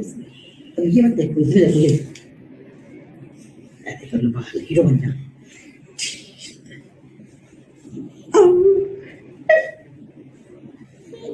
हाँ, नहीं बेटा छोड़ दो, चिल्लाओ मत, तुम अभी बजाना मत तुम, ठीक है? हाँ अभी आएंगे थोड़ी देर में, चलो। चलो, अपनी कंपनी में समझा जल्दी से।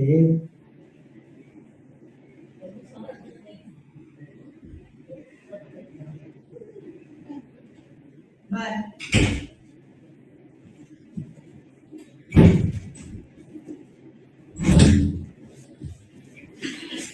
ये दोनों बाहर से बजा रहे थे, मेरे को तो फोन बोल रहा है इतना।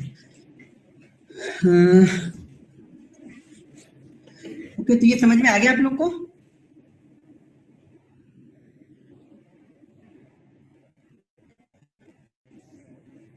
सर किसी को भी फॉलो कर रहे हो आप ना, तो आंख बंद करके किसी को नहीं फॉलो कर सकते हो आप। आपको अपना दिमाग लगाना पड़ेगा। लॉन्ग टर्म के लिए लेना है ना, तो फिर मैं बस बड़ी अच्छी कंपनियां जिसका फंडामेंटल ठीक ठाक है।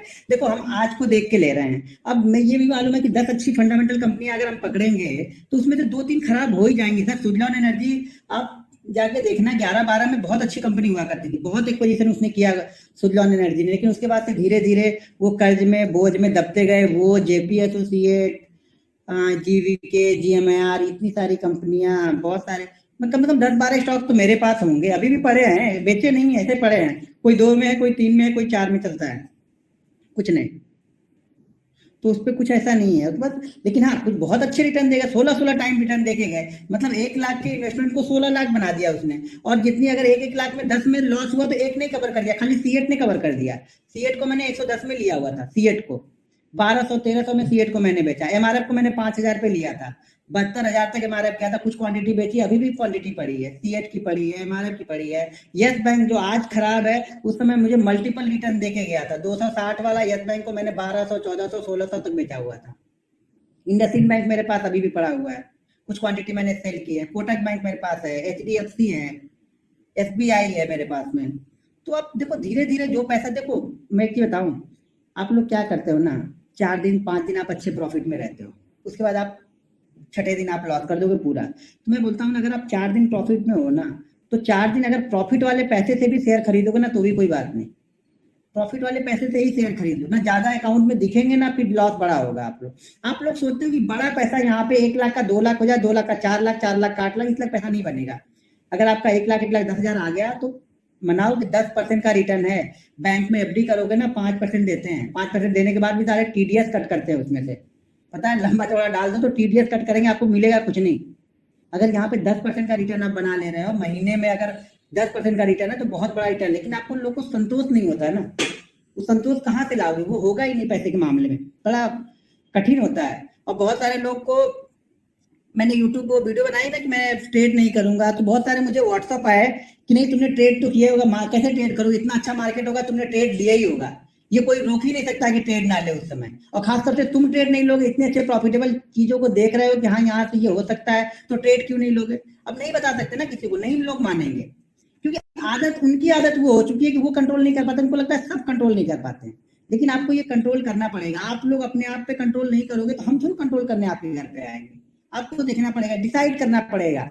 बहुत अच्छे मार्केट में भी कभी कभी तो ऐसी ऐसी जगहों पे आप ट्रेडिंग नहीं करोगे कि उस दिन मार्केट शायद लगेगा कि मेरा ही वेट कर रहा था कि आज तक मैं ये ट्रेड कर रहा था, देख रहा था तो नहीं जा रहा था, आज ही मैंने छोड़ा और आज ही 400 निकल गया।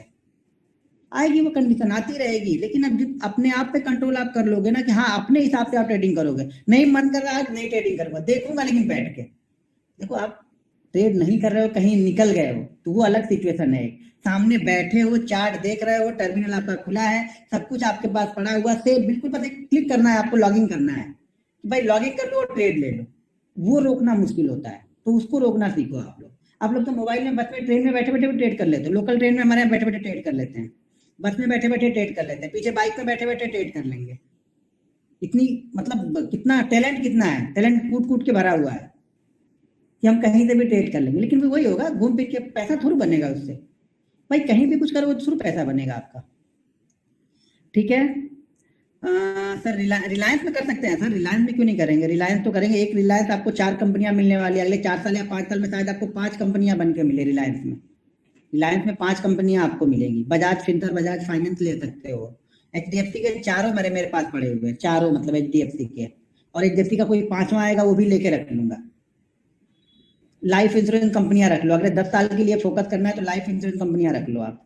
हर जगह पे कुछ नहीं तो 15 से 20%, 25% है बाहर के देशों में, हमारे यहाँ 2% लोगों के पास भी इंश्योरेंस नहीं है अभी।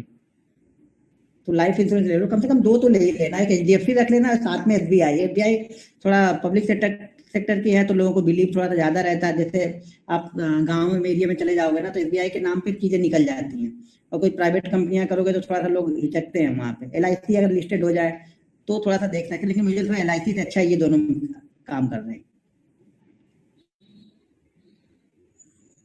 ठीक है, मैं बनाऊंगा 1 तारीख से मैं स्टार्ट करूंगा ना तो पोर्टफोलियो बनाऊंगा, पोर्टफोलियो डायरेक्ट दिखाऊंगा आप लोग को। हर महीने में कितना उसमें इन्वेस्टमेंट कर रहा हूँ, स्विंग ट्रेडिंग के लिए मैंने कितना रखा हुआ है, उसमें किस तरह से स्विंग ट्रेडिंग कर रहा हूँ। जो भी स्विंग ट्रेडिंग करूंगा तुरंत पोस्ट कर दूंगा अपने जो सपोर्ट ग्रुप है ना उसमें पोस्ट कर दूंगा कि ये स्टॉक्स मैंने इतनी क्वांटिटी ले ली है, ये मेरा टारगेट रहेगा, ये मेरा एसएल रहेगा, या ये मेरा इसको टारगेट को मैं ट्रेल करते जाऊंगा। एसएल तो कम से कम दे दूंगा कि ये मेरा एसएल है, टारगेट एक बार नहीं भी दूंगा तो एसएल तो ले लूंगा। सर अल्कोहल के स्टॉक्स के नाम देना, अल्कोहल के नाम के स्टॉक्स के नाम कौन कौन से, एक तो ये अपनी कौन से यूनाइटेड बेवरेज है वो है, और कौन से रेडिको खेतान, और कौन सा है, बहुत सारी है, ढूंढोगे तो मिल जाएंगे सर अल्कोहल को। वो देख लेना, अगर पीते होगे तो देख लेना उस पर नाम भी लिखा होगा तो उसको ही ले लेना, उसका नाम तो उस पर लिखा ही होगा ना। ठीक है, सोम डिस्लरी, देखो सर ने बता दिया है, सोम डिस्लरी ले लो। यूबीएल, हाँ यूबीएल तो बता दिया मैंने, वो तो मुझे ही पता है। हाँ वही यूबीएल, यूनाइटेड स्पिरिट, अच्छा हाँ ग्लोबल स्पिरिट, मैकडोवेल्स। मैकडोवेल तो पिज्जा वाला है ना, मुझे नहीं पता है मैकडोवेल्स, मुझे लगा पिज्जा वाला है वो। आप उसको उसमें लेके जा रहे हो, ओके। देसी पीते आप तो देसी की ढूंढ लेना, कोई देसी कंपनी मिली तो वो लेना भाई। अब उसके लिए क्या बताऊँ, आप क्या करते हो। चलो ठीक है, ये समझ में आ गया, क्लियर, इसमें कोई क्वेश्चन नहीं है ना।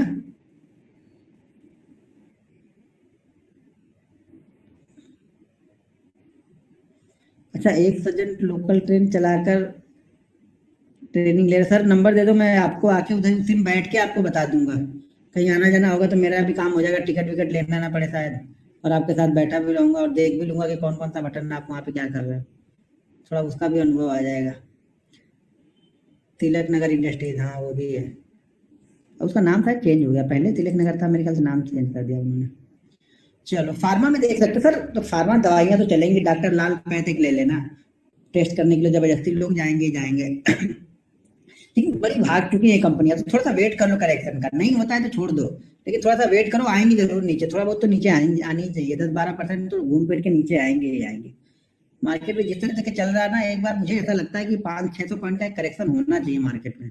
अब कहाँ से होगा वो डिसाइड करना बड़ा मुश्किल है, लेकिन एक बार होना चाहिए, होगा तो मजा आएगा, फिर नए ट्रेडर या नए इन्वेस्टर जो होंगे वो एंट्री करेंगे यहाँ पे।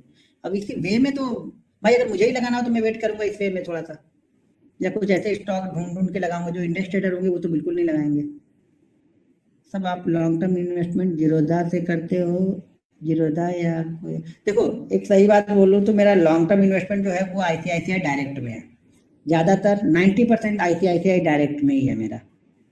स्विंग ट्रेडिंग मैं जीरोधा से करता हूँ, इंट्राडे ट्रेडिंग जीरोधा से कर लेता हूँ, लेकिन लॉन्ग टर्म ऑलरेडी मेरे बैंक से वो लिंक रहते हैं ना, तो कभी भी आपको जरूरत पड़ी तो आप तुरंत ही सेल कर सकते हो, उनको प्लेस कर सकते हो वहां पे, तो वो हो जाता है वहां पे। तो ज्यादातर मेरा वहां पे है। हाँ वो लोग चार्जेस थोड़ा ले लेते हैं, ध्यान रखना, लेकिन थोड़ी सेफ्टी बन जाती है। ये कार्मी वाला होने के बाद थोड़ा सा ऐसा नहीं कि सब भाग भाई नंबर 1 है, पहले नहीं था तो पहले से हमने तो 2010-11 से बनाया हुआ है, तो वहीं पे बना है, वहीं पे पड़ा हुआ है, वहीं पे डालते जाते हैं, वहीं पे करते रहते हैं। अब जो नया वाला स्टार्ट करूंगा वो जीरोधा में स्टार्ट कर रहा हूँ, जो 1 जनवरी से स्टार्ट करूंगा वो जीरोधा में रहेगा, और लंबा बनाऊंगा, छोटा मोटा नहीं बनाऊंगा, आप लोग के सामने सामने दिखेगा, और ग्रोथ उसकी कितनी हो रही है वो भी दिखेगा, लंबा पोर्टफोलियो बनाऊंगा।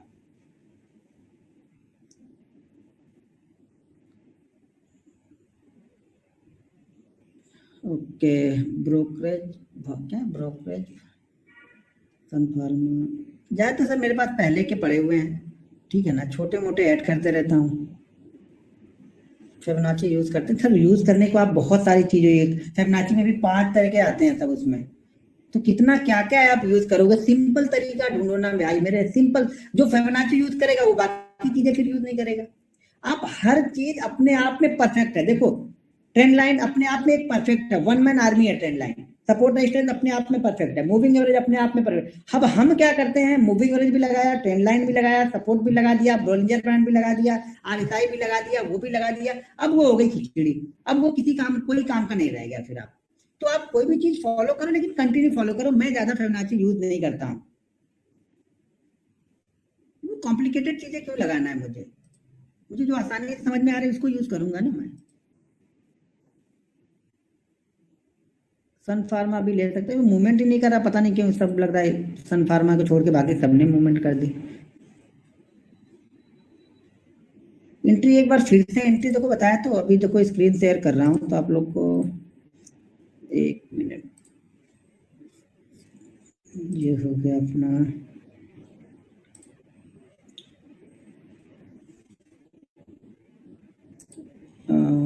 अब मान लो, हाँ चलो इसको नहीं, थोड़ा सा गड़बड़ स्टॉक्स लग रहा है, सही स्टॉक्स पकड़ते हैं, ये ठीक है, 1 2 3, ये भी नहीं, इसको भी छोड़ो, ये भी नहीं, ये भी नहीं,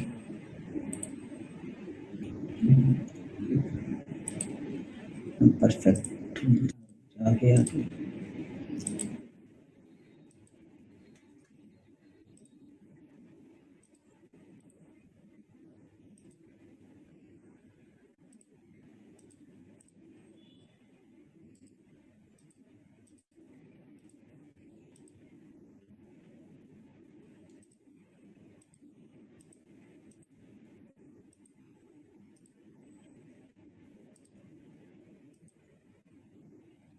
अब जैसे ये स्टॉक है, ठीक है, इस स्टॉक को देखो, यहाँ पे गया मूविंग एवरेज के पास, नीचे से ऊपर जा रेजिस्टेंस ले रहा है, यहाँ पे मूविंग एवरेज के पास में रेजिस्टेंस ले रहा, यहाँ पे फिर से हम यहाँ पे आए, यहाँ पे हमने रेजिस्टेंस लिया। अब इस रेजिस्टेंस में देखो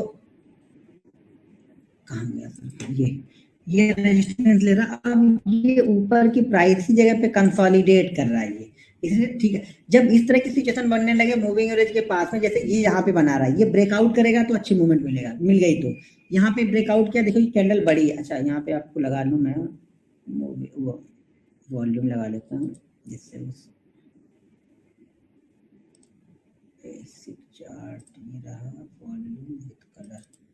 हाँ ये हो गया हमारा वॉल्यूम लग गया, ठीक है। तो यहाँ पे वॉल्यूम के साथ में ये ब्रेकआउट है नीचे, मतलब हाँ बायर एक्टिव हो गए हैं यहाँ पे, देखो ये वाली कैंडल में। तो ये यहाँ कंसोलिडेट कर रहा है, कंसोलिडेट के बाद यहाँ पे क्लोज कर दिया और अगले दिन भी इसी लेवल पे क्लोज कर रहा है। अब हमारी यहाँ पे एंट्री होगी, जब हम यहाँ पे एंट्री हो रही है ना, हमारा एसएल ये लगेगा कि जो कंसोलिडेशन का जो रेंज बनी हुई है ना, ये एंट्री होगी हमारी। एंट्री एक कैंडल क्लोज होने के बाद होगी, ये ध्यान रखना। अगर इस कैंडल ने ही ऊपर की साइड में, यानी हमारे मूविंग एवरेज से ऊपर जाके 8-10% का मूव कर दिया है, उसी दिन तो छोड़ दो, उसके पीछे मत पड़ो कभी भी। अब इसमें जब हम एंट्री ले लेंगे, जब हम इसमें एंट्री ले लेंगे तो पहला एसएल हमारा ये है। अब यहाँ पे फिर से कंसोलिडेट करने लगा मूविंग एवरेज के पास में, फिर ये ऊपर की तरफ निकला, तो अब हमारा जो दूसरा एसएल यहाँ पे मैं ट्रेल करूंगा वो यहाँ कर लूंगा। देखो बड़े थोड़े से प्रॉफिट को किस तरह से आप ऊपर की तरफ ट्रेल कर सकते हो। फिर ये निकला, फिर ये नीचे की तरफ आया, अब यहाँ से ऊपर निकला, अब हमारा एसएल ये हो गया। हमारी एंट्री ये कहाँ पे हुई है, यहाँ पे एंट्री होगी यहाँ पे 508 पे। अब हमारा एसएल ट्रेल होके आ गया 543 पे, ठीक है। अब यहाँ से फिर से ऊपर निकल के ये कंसोलिडेट करके फिर से ऊपर निकला, तो अब हमारा जो एसएल लगा दूंगा मैं यहाँ पे लगा लूंगा, अगर मैं स्विंग ट्रेडिंग के लिए कर रहा हूँ तो। क्योंकि मुझे यहाँ पे स्विंग ट्रेडिंग में अगर मेरा एसएल यहाँ पे मान लो 3-4% का एसएल है, तो मुझे 8%, 7-8% का प्रॉफिट मिल गया तो बहुत मिल गया। तो अब मैं ट्रेल करते हुए यहाँ पे चल रहा हूँ। यहाँ पे किस दिन मेरा एसएल कटेगा, अब यहाँ पे हो गया, फिर से ऊपर की तरफ गया, फिर इसने आगे एक नया लो लगाया, पिछले लो को हमारे नहीं कट किया, तो हमारा यहाँ पे फिर से मैंने ऐसे यहाँ पे लगा लिया। अब ये इसी जगह पे ट्रेड कर रहा है, वापस इसे ट्रेड करके यहाँ पे आके निकला, तो हमारा ट्रेड कहीं ना कहीं यहाँ पे कट जाएगा। कहाँ की एंट्री हमारी हुई थी 515 पे, हमारी एग्जिट कहाँ पे हो जाएगी, यहाँ पे लगभग 602 पे हमारी एग्जिट यहाँ पे हमें मिल जाएगी। अब इसको लिए आपको 1 महीने रखना पड़े, 2 महीने रखना है, वो आपके ऊपर व्यू है कि आप किस तरह से हो सके। आपको फास्ट मूवमेंट नहीं मिल रही, आपको लग रहा है कि ये स्लो मूवमेंट है, कुछ स्टॉक्स अच्छे मिल रहे हैं, तो क्या करेंगे हम यहाँ पे 70-80% का प्रॉफिट बुक कर लेंगे, 20% छोड़ेंगे, बाकी अगले स्टॉक में शिफ्ट हो जाएगा। कि अगर हमें लग रहा है कि हाँ यहाँ पे मूवमेंट हमें ज्यादा अच्छी मिलेगी इससे, तो वो सब चीजें वो आपको प्रैक्टिस के ऊपर वो सब सारी चीजें डिपेंड करेंगी कि कैसे आप स्टॉक्स को सेलेक्ट करोगे, कैसे किसी स्टॉक में 5% लेके भी आप निकल जाओगे और किसी में 15% लेके भी नहीं निकलोगे। वो एक्सपीरियंस से आएगा, वो मेरे बताने से नहीं आएगा। नहीं तो बताने से आता तो देखो कितने दिनों से 2 महीने से चिल्ला चिल्ला बोल रहा था कि 73 के ऊपर निकलेगा तो मूवमेंट आएगी, 73 के ऊपर निकलेगा मूवमेंट आएगी, एक ही दिन में घूम गया वो मैकडोनल्ड्स यहाँ। तो एंट्री हमारी कहाँ पे हो रही है, जब उसके ऊपर क्लोज कर देगा। अब मान लो इस कंडीशन में स्टॉक्स है, ये कंसोलिडेट कर रहा है, ठीक है, अभी क्लोजिंग नहीं कर रहा, लेकिन स्टॉक्स निकला और एक ही दिन में मूवमेंट करके चला गया, ये 10% की मूवमेंट एक ही दिन में दे दिया, छोड़ दो इसको, इसको हम देखेंगे नहीं, खत्म हो गई कहानी इसकी, अब इसको हम नहीं देखेंगे। अब तो सही प्राइस पे भी मिलना चाहिए, ये नहीं कि हमने रिसर्च किया है, बैठे हैं, इंतजार कर रहे हैं, तो नहीं जब तक देगा नहीं तब तक मैं छोड़ूंगा उसको नहीं, तो ये नहीं होनी चाहिए कंडीशन आपकी। आपकी कंडीशन ये होगी कि हमारे कंडीशन में फुलफिल हो रहा तो मैं उसको लूंगा, नहीं तो मैं इंतजार करूंगा, देखूंगा, फिर से पैटर्न बनेगा तब। हाँ एक अगर लॉन्ग टर्म के लिए लेना है तो इसमें ये ले सकते हो आप HDFC AMC या फिर ये निप्पॉन, मतलब जो म्यूचुअल फंड को होल्ड करते हैं कंपनियां, उसकी कंपनी, दो ही लिस्टेड है अपने पास में, तो उन दोनों में से कोई देख सकते हो आप। ये अच्छे से फॉलो कर रहा देखो। तो एंट्री हमें अच्छा यहाँ पे देखो, इसमें यहाँ पे पहली बार आया, ये रहा दूसरी बार, फिर तीसरी बार, फिर यहाँ पे रुका, अब ये यहाँ पे क्लोज करेगा तब। ऐसा नहीं कि मूवी के पास में है एक ही बार में क्लोज कर दिया तो आपने जाके ले लिया, वहां पे ये रुकना चाहिए कई बार जाके, 2 बार 3 बार, जैसे बाकी ट्रेंड लाइन सपोर्ट स्टैंड में मैं देख रहा हूँ ना, वैसे मुझे यहाँ भी देखना है। मतलब स्टॉक्स परेशान हो गया, जब परेशान होके निकलेगा ना तभी भागेगा, मतलब जो इसके इन्वेस्टर हैं, जो भी ट्रेडर है, वो बिल्कुल परेशान हो गए, 2 बार 3 बार जब रुकता है ना, तब ये कंफर्म होने लगता है कि अब निकलेगा तो मूवमेंट बनेगी यहाँ पे। ये नहीं कि एक बार ऐसे निकल रहा है वन वे तो आप यहाँ पे घुस जा रहे हो, यहाँ पे हम नहीं घुस रहे, हम पीछे की मूवमेंट देख रहे हैं कि पीछे के 2 बार 3 बार इसने रेजिस्टेंस वहां पे लिया है या नहीं लिया है, नहीं लिया है कोई दिक्कत नहीं, लिया है तब हमें एक्सपेंटी बनानी, लेकिन तो इतनी बड़ी मूवमेंट हो गई कि छोड़ ही देंगे फिर। तो ये चीजें आपको ध्यान रखनी है, ये नहीं कि बस एक ही बार घुसा तो आपने घुस के ले लिया, यहाँ पे देखो ये रेजिस्टेंस बना रहा है, लेकिन ये देखो एक ही दिन निकल गया, ये निकल गया तो क्या करेंगे, छोड़ देंगे, क्या कर सकते हैं इसमें, कुछ नहीं कर सकते हैं। जबरदस्ती करेंगे तो ये फंसेंगे, फिर हम यहाँ पे घुस जाएंगे तो फिर पैसा ब्लॉक हो जाएगा। और कभी भी 10, 12, 15% की जब मूवमेंट एक ही दिन में हो ना, तो वहां पे घुसने से बचना चाहिए, आपको पैसा लगाने से बचना चाहिए भाई। 10% के बाद कोई प्रॉफिट जिन्होंने नीचे पे लिया है उसको तो 10% का प्रॉफिट हो रहा है ना, वो लोग बुक करने के लिए आ गए तो फिर से स्टॉक उसी प्राइस पे आ जाएगा। ये स्टॉक देख लो यहाँ पे REC कंटिन्यू रेजिस्टेंस लेके चलता है। क्लियर हुआ ये?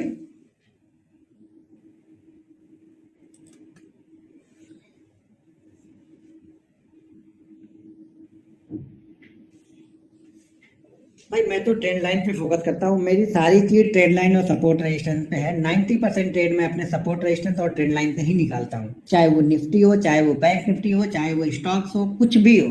आप लोग को मानना है तो मानोगे, नहीं मानना है तो मत मानो, उसके लिए मैं कुछ नहीं कर सकता हूँ। लेकिन जब भी मैं कोई स्टॉक्स पोस्ट करूंगा, बैंक निफ्टी के कोई चार्ट पोस्ट करूंगा, तो आप ध्यान से जाके देखना, यही दो चीजें उसमें मेंशन होंगी, तीसरी कोई चीज उसमें मेंशन नहीं रहती है। बस तीसरी जो चीज मेंशन है वो है risk management, money management, positional sizing में क्या ले रहा हूँ, मेरे रूल्स को फॉलो कर रहा है या नहीं फॉलो कर रहा है, और उस रूल्स को मैं डिसिप्लिन के साथ में फॉलो कर रहा हूँ। बस यही अंतर है, बाकी कोई अंतर नहीं है ट्रेड लेने में। आप ट्रेड लेने में कोई डिसिप्लिन रूल्स नहीं, आप सिर्फ स्ट्रेटजी फोकस करते हो। मैं सारी चीजें आगे पीछे की देखता हूँ। हाँ, मेरे को एक्सपीरियंस है तो मैं मार्केट की कंडीशन से कुछ चीजें, मार्केट की कंडीशन देख के आप भाप लेते हो, समझ जाते हो कि हाँ भाई इस तरह की मूवमेंट हो सकती है, क्योंकि उस तरह की सिचुएशन पिछले 8 साल से देखते हुए आ रहा हूँ ना। तो कभी बड़ी मूवमेंट बनती है, लगता है कि लोगों को लगेगा कि 400 500 या 700 पॉइंट चला गया तो बंद हो गई। भाई 700 पॉइंट रोज नहीं चलता है वो, मतलब कुछ चल रहा है, कुछ बड़ी चीज पीछे पीछे हो रही है जो स्टॉक्स को या फिर उस बैंक निफ्टी को ऊपर के लेके लेके जा रहे हैं इंट्राडे में। तो उस कंडीशन में मैं प्रॉफिट बुकिंग करने की जल्दी नहीं करता हूँ, बैठे रहता हूँ। नहीं, अब मूविंग एवरेज हम स्विंग ट्रेडिंग कर रहे हैं तो मैं सेल साइड के लिए स्टॉक स्विंग कहाँ लेके जाओगे आप स्टॉक्स तो लेके जाओगे नहीं ना स्विंग ट्रेडिंग के लिए, सेल सेल तो नहीं कर सकते हो आप ना। तो सिर्फ बाइंग साइड में फोकस रहता है मेरा वहां पे। अगर आपको सेल करना है फ्यूचर में तो सेम कंडीशन अगर नीचे की साइड में बने तो आप सेल कर सकते हो, लेकिन मैं सेल करने की सलाह नहीं देता हूँ। मूविंग एवरेज देख के मैं सेल करने के लिए नहीं बोल रहा, क्योंकि मैं स्विंग ट्रेडिंग कर रहा हूँ तो स्विंग ट्रेडिंग में मैं बाइंग ही फोकस करता हूँ, सेल में फोकस नहीं करता हूँ, मैं लेके नहीं जाता हूँ। नहीं बनेगा शांति से बैठा रहूंगा, पैसा मेरा पड़ा रहेगा वहां पे। ठीक है sir, LLT Ujjivan ACC Monday watch list में ओके है। LLTS उज्जीवन एंड एसीसी किस बेस पे वो आपकी वॉच लिस्ट में है, लेकिन किस बेस पे है वो? जब तक वो बेस नहीं आएगा तब तक मैं क्या देखूंगा वहां पे? एसीसी सेल साइड में अभी नहीं, 45 के नीचे क्लोज करेगा उसके बाद। दूसरा आपने बताया LLTS, इसको में क्या है एल, अच्छा LTTS, ये भी कि कोई ट्रेड में नहीं है। और तीसरा आपने बताया है उज्जीवन।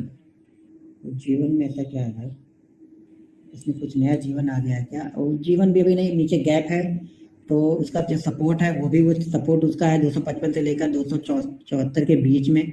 तो आप उसी के पास में ट्रेडिंग, कहाँ से आपने ट्रेड ढूंढा? तीनों ही ट्रेड आपने गलत ढूंढा है। उज्जीवन, LTTS और ACC तीनों ही ट्रेड सर आपके गलत है वो इंट्राडे के लिए। अब मैं ये नहीं बोल रहा हूँ कि वो इंट्राडे में कहीं जाएगा नहीं, या जिस तरह आप सोच नहीं रहे उस तरफ नहीं जाएगा, लेकिन कंडीशन, जो कंडीशन आपने क्या देखी है, मेरे ख्याल से तो किसी भी कंडीशन में ना सेल में है ना बाइंग में है तीनों स्टॉक। अब ऐसा नहीं है कि मैं नहीं बोल रहा हूँ नहीं है तो कहीं जाएगा नहीं, कहीं ना कहीं तो जाएगा ही जाएगा वो, लेकिन मेरे किसी भी कंडीशन में वो नहीं है तो मैं उस स्टॉक को देखूंगा ही नहीं।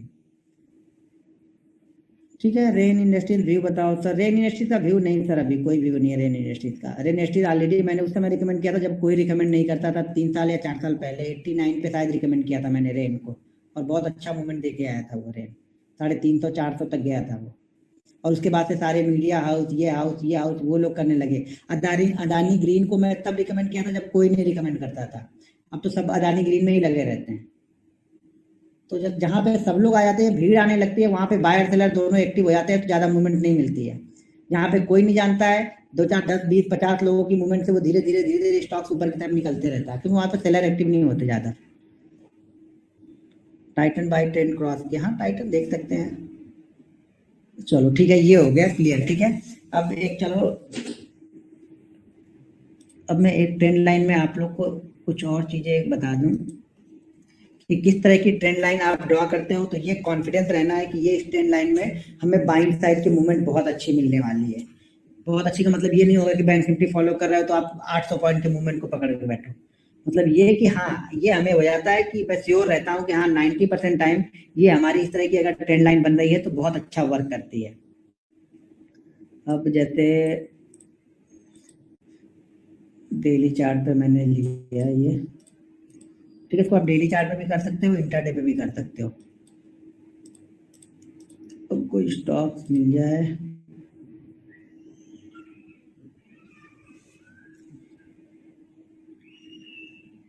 फाइजर ही देख रहा था ना मैं, मूविंग एवरेज वाले में ग्रीन कैंडल बनी थी शायद, यही था या कोई दूसरा स्टॉक था? अच्छा नहीं, ये था प्रॉक्टर एंड गैम्बल था।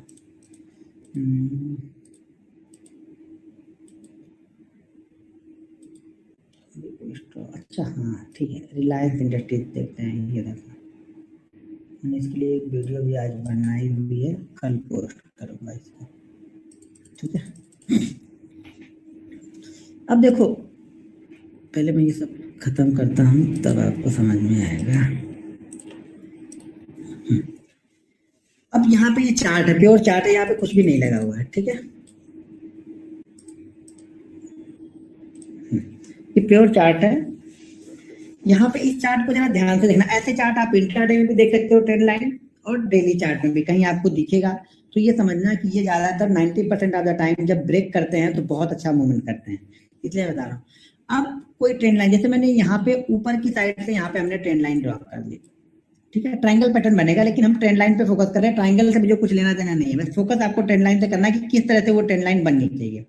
अब मान लो कि हमने यहाँ से ये ऊपर से हम इसकी ट्रेंड लाइन को ड्रॉ कर रहे हैं यहाँ से, थोड़ा इसको दूर करूंगा तो फिर अच्छा ट्रेंड लाइन आपको दिखेगा थोड़ा सा, ठीक है। ये हम ओके, स्क्रीन शेयर नहीं है, समझ गया, फोन आ गया मतलब समझ गया, बस शेयर कर रहा हूँ, टेंशन मत लो, शेयर कर रहा हूँ मैं समझ गया। फोन आने का मतलब ये है कि मतलब स्क्रीन शेयर नहीं हुई है। हाँ वो बोलते हैं ना कौन क्या, वो चैट, जब हम चार्ट पे चले जाते हैं ना तो आप लोग का चैट दिखता नहीं, अगर चार्ट पे मैं कुछ भी कर रहा हूँ तो चैट बैकग्राउंड में हो जाता है, जो भी चैट बॉक्स विंडो होता है ना वो बैकग्राउंड में चला जाता है। अच्छा बहुत सारे चैट भी, 497 चैट है यहाँ पे, एक मिनट। तो जब चार्ट पे कुछ भी करूंगा, चार्ट पे क्लिक कर दिया तो ये जो विंडो है ये पीछे हो जाती है, बैकग्राउंड में चली जाती है। तो हमें क्या देखना है, अच्छा स्क्रीन अब तो शेयर हो गई ना, एक मिनट यार, लॉगिन गलती है तो लॉगिन कर लेता हूँ, रुक जाइए थोड़ा सा।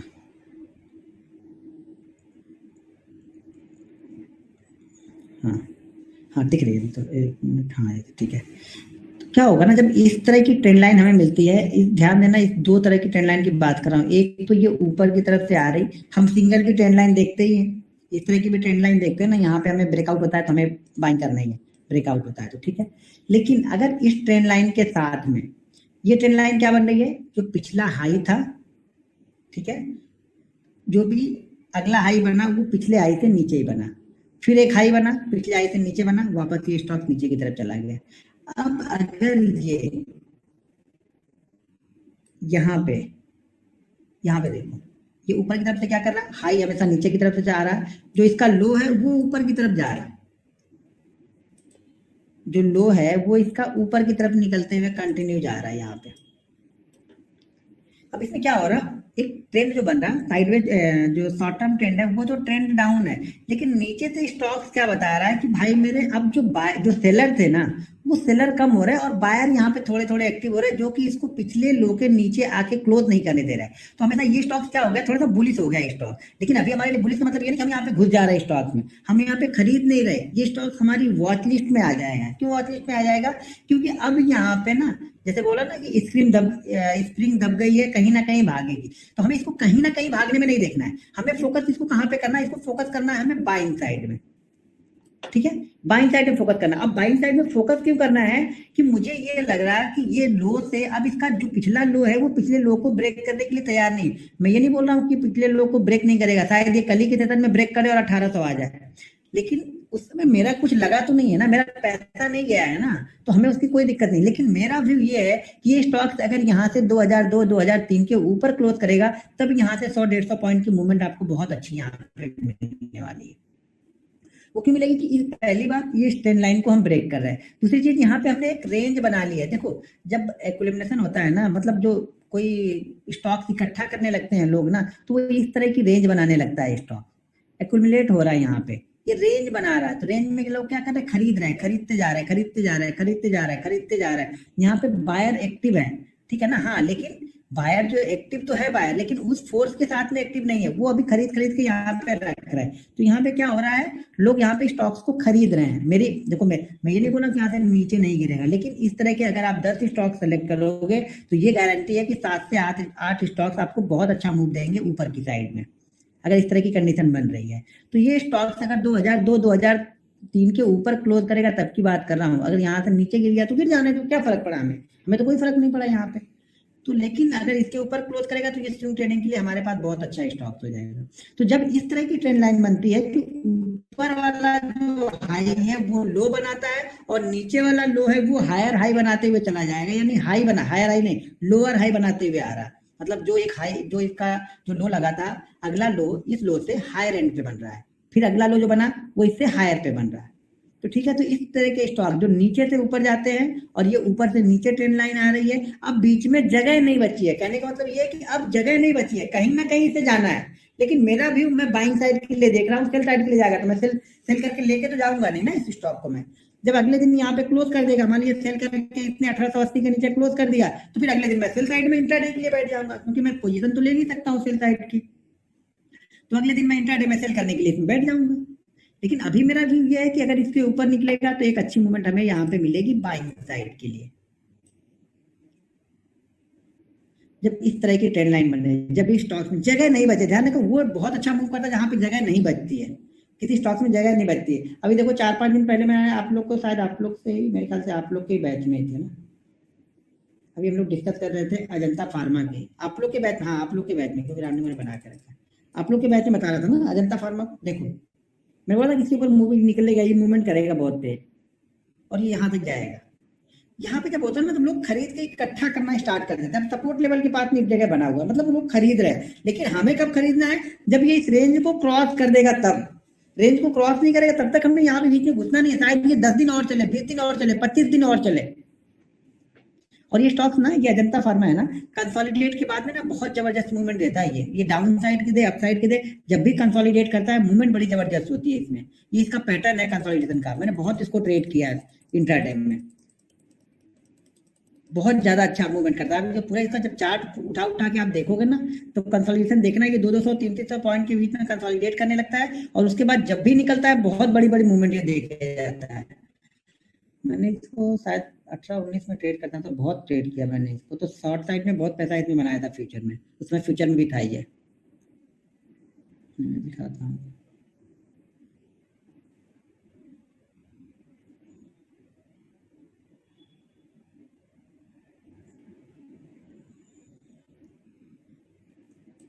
ये देखो यहाँ पे एक रेंज बना है, फिर नीचे की तरफ आया और बहुत तेज आता है ये नीचे, बहुत तेज, या ऊपर भी बहुत तेज जाता है। जब कंसोलिडेट करने लगता है ना तो बहुत तेजी से ऊपर नीचे जाता है। लेकिन जब कंसोलिडेट एक रेंज में करे तब, यहाँ पे देखो जब ये रेंज बनाने लगा तो उससे फोकस करना है। अब इसको हम कंसोलिडेशन नहीं बोलते हैं, ये बड़ी बड़ी मूवमेंट कर रहा है यहाँ पे। जब छोटी रेंज बनाने के साथ में करता है तब यहाँ पे आता है मजा, तब यहाँ पे पैसा आपका बनना स्टार्ट होता है। देखो कितने दिन केयर कर रहा है, फरवरी मार्च अप्रैल कंटिन्यू यहाँ पे कर रहा है ये कंसोलिडेट। उसके बाद गिरा, इसमें बताता हूँ ना कि यहाँ पे मूवमेंट, जब अब यहाँ से ध्यान दो आप कितनी है, 1300, और ऊपर की मूवमेंट कितनी है 1450, 150 पॉइंट की मूवमेंट कितने में, फरवरी मार्च अप्रैल, पूरा फरवरी मार्च अप्रैल निकाल दिया 150 पॉइंट की मूवमेंट में। और गिरा तो 1 2 3 4 5 6 7 ट्रेडिंग सेशन में कहाँ पे हम आ गए, 300 पॉइंट की मूवमेंट हमने दे दी। 3 महीने में कुछ मूवमेंट नहीं हुई, 7 दिन में 300 पॉइंट की मूवमेंट। तो यहाँ पे पैसे जब बनेंगे इस स्टॉक को ध्यान देना, इसीलिए मेरे नजर पे भी ये था कि यार कंसोलिडेट कर रहा, मतलब ये ऊपर की साइड में निकलेगा। तो ये कॉन्फिडेंस बनता है कब, जब स्टॉक्स को आप कंटिन्यू देखते हैं। अब ये भी देखो, ये भी बड़ी रेंज के अंदर भी कंसोलिडेट कर रहा है। ये ऊपर 1650 1660 का एरिया है, नीचे 1500, यानी 150 पॉइंट की रेंज है। यहाँ से जब निकलेगा तो बहुत धड़ाधड़ भागेगा ये स्टॉक, देखना आप लोग। तो मेरे ख्याल से इस बार तो निकल जाना चाहिए इसको, जैसे कंसोलिडेट होकर ऊपर की तरफ जा रहा है ना, अगर मार्केट थोड़ा सा सपोर्ट करेगा ना तो ये निकल जाएगा इस बार ऊपर की साइड में। तो बस बिलीव करना है आप लोग को, आप में बिलीव की कमी है, विश्वास की कमी है आप लोग में। कब कि अपनी एनालिसिस पे आप विश्वास नहीं करते हो, और जब तक आप अपनी एनालिसिस पे विश्वास नहीं करोगे मार्केट से पैसा नहीं लेके जा पाओगे। ये बात मेरी आप लोग लिख लो। चाहे मैं कितने भी अच्छे पोस्ट करूंगा ना, आपको कॉन्फिडेंस नहीं आएगा। मैं कितना भी अच्छा लिख दूं कि मार्केट 970 के ऊपर नहीं जाएगा इस वे में अभी, लेकिन आप सेल साइड का ट्रेड नहीं बना सकते वहां पे। मैं कितना भी आपको समझा दूं नहीं बना पाओगे। मैं कितना भी बोल दूं आपको कि 560 550 के बीच में कंसोलिडेट करेगा, उसके ऊपर निकलेगा तो 100 150 पॉइंट की मूवमेंट हमें बहुत फास्ट मिलेगी, लेकिन आप नहीं लोगे। जब आप खुद से एनालिसिस करोगे, उस पर ट्रेड करोगे, तो आपको कॉन्फिडेंस आएगा, फिर आपको किसी को ढूंढने की जरूरत नहीं पड़ेगी।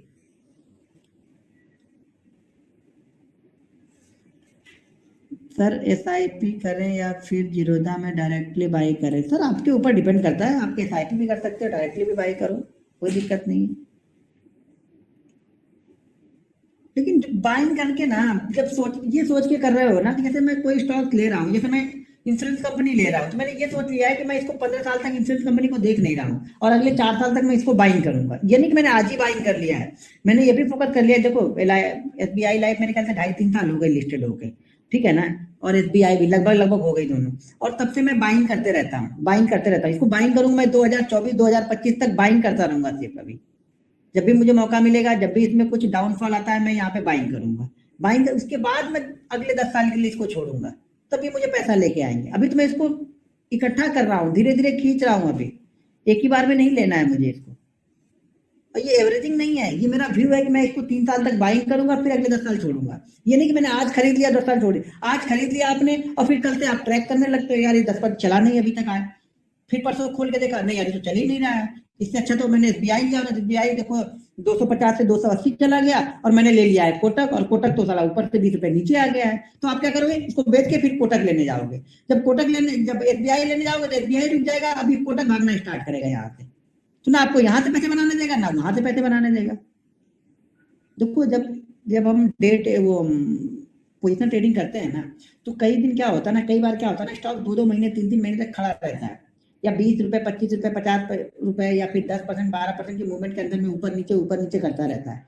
सडनली क्या होगा, एक कुछ ऐसी न्यूज आएगी, कुछ ऐसा कुछ कोई भी व्यू आएगा, तो सडनली फिर क्या होगा, 4 5 दिन में 30 40% ऊपर चला जाएगा, फिर वो जाके फिर कंसोलिडेट करने में बैठ जाएगा। देखो मैंने पहले बताया, स्टॉक्स या मार्केट सिर्फ ट्रेंडिंग में 25 से 30 दिन ही होते हैं।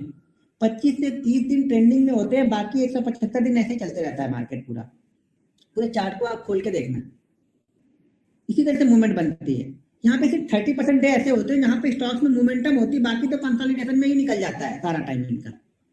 तो जब भी हम लॉन्ग टर्म के लिए थे, तो हर दिन खोल खोल के मत देखो कि 10% भागा कि नहीं भागा, फलाने भागा ढिमाके नहीं भागा, मेरा भागा उसका नहीं भागा, तो पैसा नहीं बनेगा यहाँ पे। आप विश्वास करके ग्रोथ कंपनियों में डाल दो कि अगले 10 साल तक इस कंपनियों के बहुत अच्छा व्यू है, हम इसको यूज कर रहे हैं, अगला भी इसको यूज करेगा। इस तरह से सोचो, ग्रोथ स्टोरी पे फोकस करो, अगले 10 12 साल के लिए स्टॉक्स में खरीद के डाल दो, और कम से कम 2 साल तक, अगर आपका व्यू 10 साल तक है, कम से कम 2 साल तक बाइंग के बारे में सोचना है कि मैंने इस महीने में भी ले लिया 10 स्टॉक, अगले महीने में भी 10 लूंगा, फिर अगले महीने में 10 लूंगा, इस तरह से सोच के चलना। तो आपका ज्यादा अच्छा रिजल्ट होगा, बहुत सारे आपके पास हो भी जाएंगे, और बहुत सारे एवरेजिंग भी हो जाएगी वो। ठीक है, तो चलो ठीक है, आज ये 2 चीजें मैंने आप लोग को बता दी, कल फिर से कुछ और चीजें बताऊंगा। सर RBL बैंक तो सर मैंने भी रखा, डिविडेंड नहीं देना है तो बैंक निफ्टी, डिविडेंड मतलब समझा नहीं। RBL बैंक ने डिविडेंड दिया ऐसा बोल रहे क्या? नहीं समझा सर, मैं आपको क्वेश्चन नहीं। सर कल SBI कार्ड ट्रेड करने का रीजन, SBI कार्ड में सर ब्रेकआउट हुआ था सर, इसलिए मैंने दिया था उसको। बैंक निफ्टी में हायर हाई लोअर हाई पे कैसे, इसी तरीके से जैसे मैंने यहाँ बताया वो उसी तरह से वहां भी बना। वो ट्रेंड लाइन जो मैं पोस्ट कर रहा था, उस ट्रेंड लाइन में क्या बना था, ट्रेंड लाइन में आपने ध्यान से देखा? जो परसों मैंने ट्रेंड लाइन पोस्ट कर रहा था, कल ही पोस्ट कर रहा था ना, कल भी पोस्ट किया था, परसों भी पोस्ट किया था। उस ट्रेंड लाइन में भी तो सेम सिचुएशन मैंने बताई, जो अभी मैंने आपको बताई है, वही ट्रेंड लाइन तो वहां पे मैं पोस्ट कर रहा था। और उसने उस ट्रेंड लाइन को ब्रेक किया, वहां से देखो तो मेरे ख्याल से 740 की वो थी, 940, यानी 200 पॉइंट की मूवमेंट आपको मिली तुरंत ही, 15 मिनट के अंदर, 15 से 20 मिनट के अंदर में मिली थी वो मूवमेंट। ठीक है, अब ये हैंग होना स्टार्ट हो गया फिर से, जून वाले ना।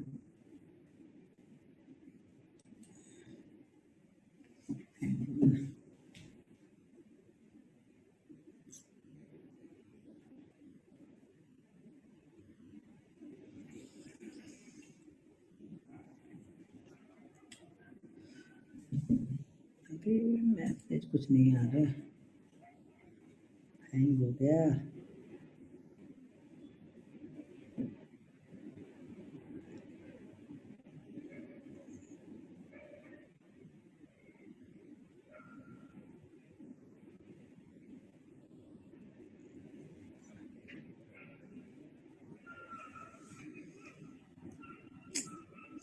मॉर्निंग आवर में मोमेंटम स्टॉक 2 सेशन में बैंक निफ्टी ऑप्शन में कर सकते हैं क्या? मॉर्निंग आवर में मोमेंटम स्टॉक पे सेकंड सेशन में बैंक निफ्टी ऑप्शन में कर सकते हैं सर? ये आपको देखना पड़ेगा क्या आप ढूंढ रहे हो उसमें।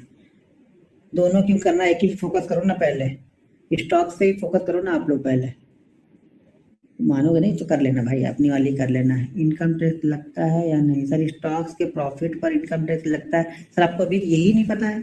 टैक्स लगता है ना, गवर्नमेंट ने उस पर लगा दिया है टैक्स। 2 साल 3 साल पहले तक नहीं लगता था, लेकिन लगा दिया है। आप पहले लगता था कि 1 साल के अंदर में अगर आप निकालते हो तब लगता था। अभी इन्होंने 1 साल नहीं, आप कितने साल भी रखे रहो तो लगता ही है टैक्स। यहाँ पर भी म्यूचुअल फंड पे भी उन्होंने लगा दिया अभी, मतलब जो भी कैपिटल गेन टैक्स अब उन्होंने लगा दिया है वहाँ पे, तो वो लगता है। निकाल देंगे मेरे ख्याल से, शायद ये हटा दें धीरे धीरे करके। लेकिन यार नहीं हटाए तो कम से कम ये लगा दे कि भाई 2 साल या 3 साल का, 3 साल का भी डाल दें लॉकिंग तो भी चलेगा, कि 3 साल के अंदर में अगर आप बुक करोगे तो लगेगा, उसके बाद बुक करोगे तो नहीं लगेगा। ऐसा भी कर दे तो भी ठीक हो जाए, लेकिन इन्होंने पूरा लगा दिया है। और जब से लगाया था तब से ज़्यादा पैसा बना नहीं। अब ये निफ्टी निकला है ऊपर की तरफ, स्टॉक्स में लोगों के बने, लेकिन इंडेक्स के हिसाब से देखा जाए तो फिर बना ही नहीं तब से। लगा मेरे ख्याल से 2000 कब लगाया था, 18 में लगाया था, 17 या 18 में लगाया था शायद इन लोगों ने। 3-4 साल तो हो ही गया मुझे लग रहा है।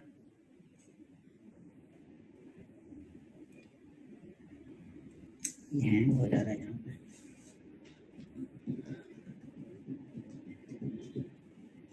चलिए ठीक है, फिर कल मिलते हैं हम लोग। ठीक है, कल मिलते हैं सेम टाइम पे 9 बजे, फिर से मिलते हैं कल।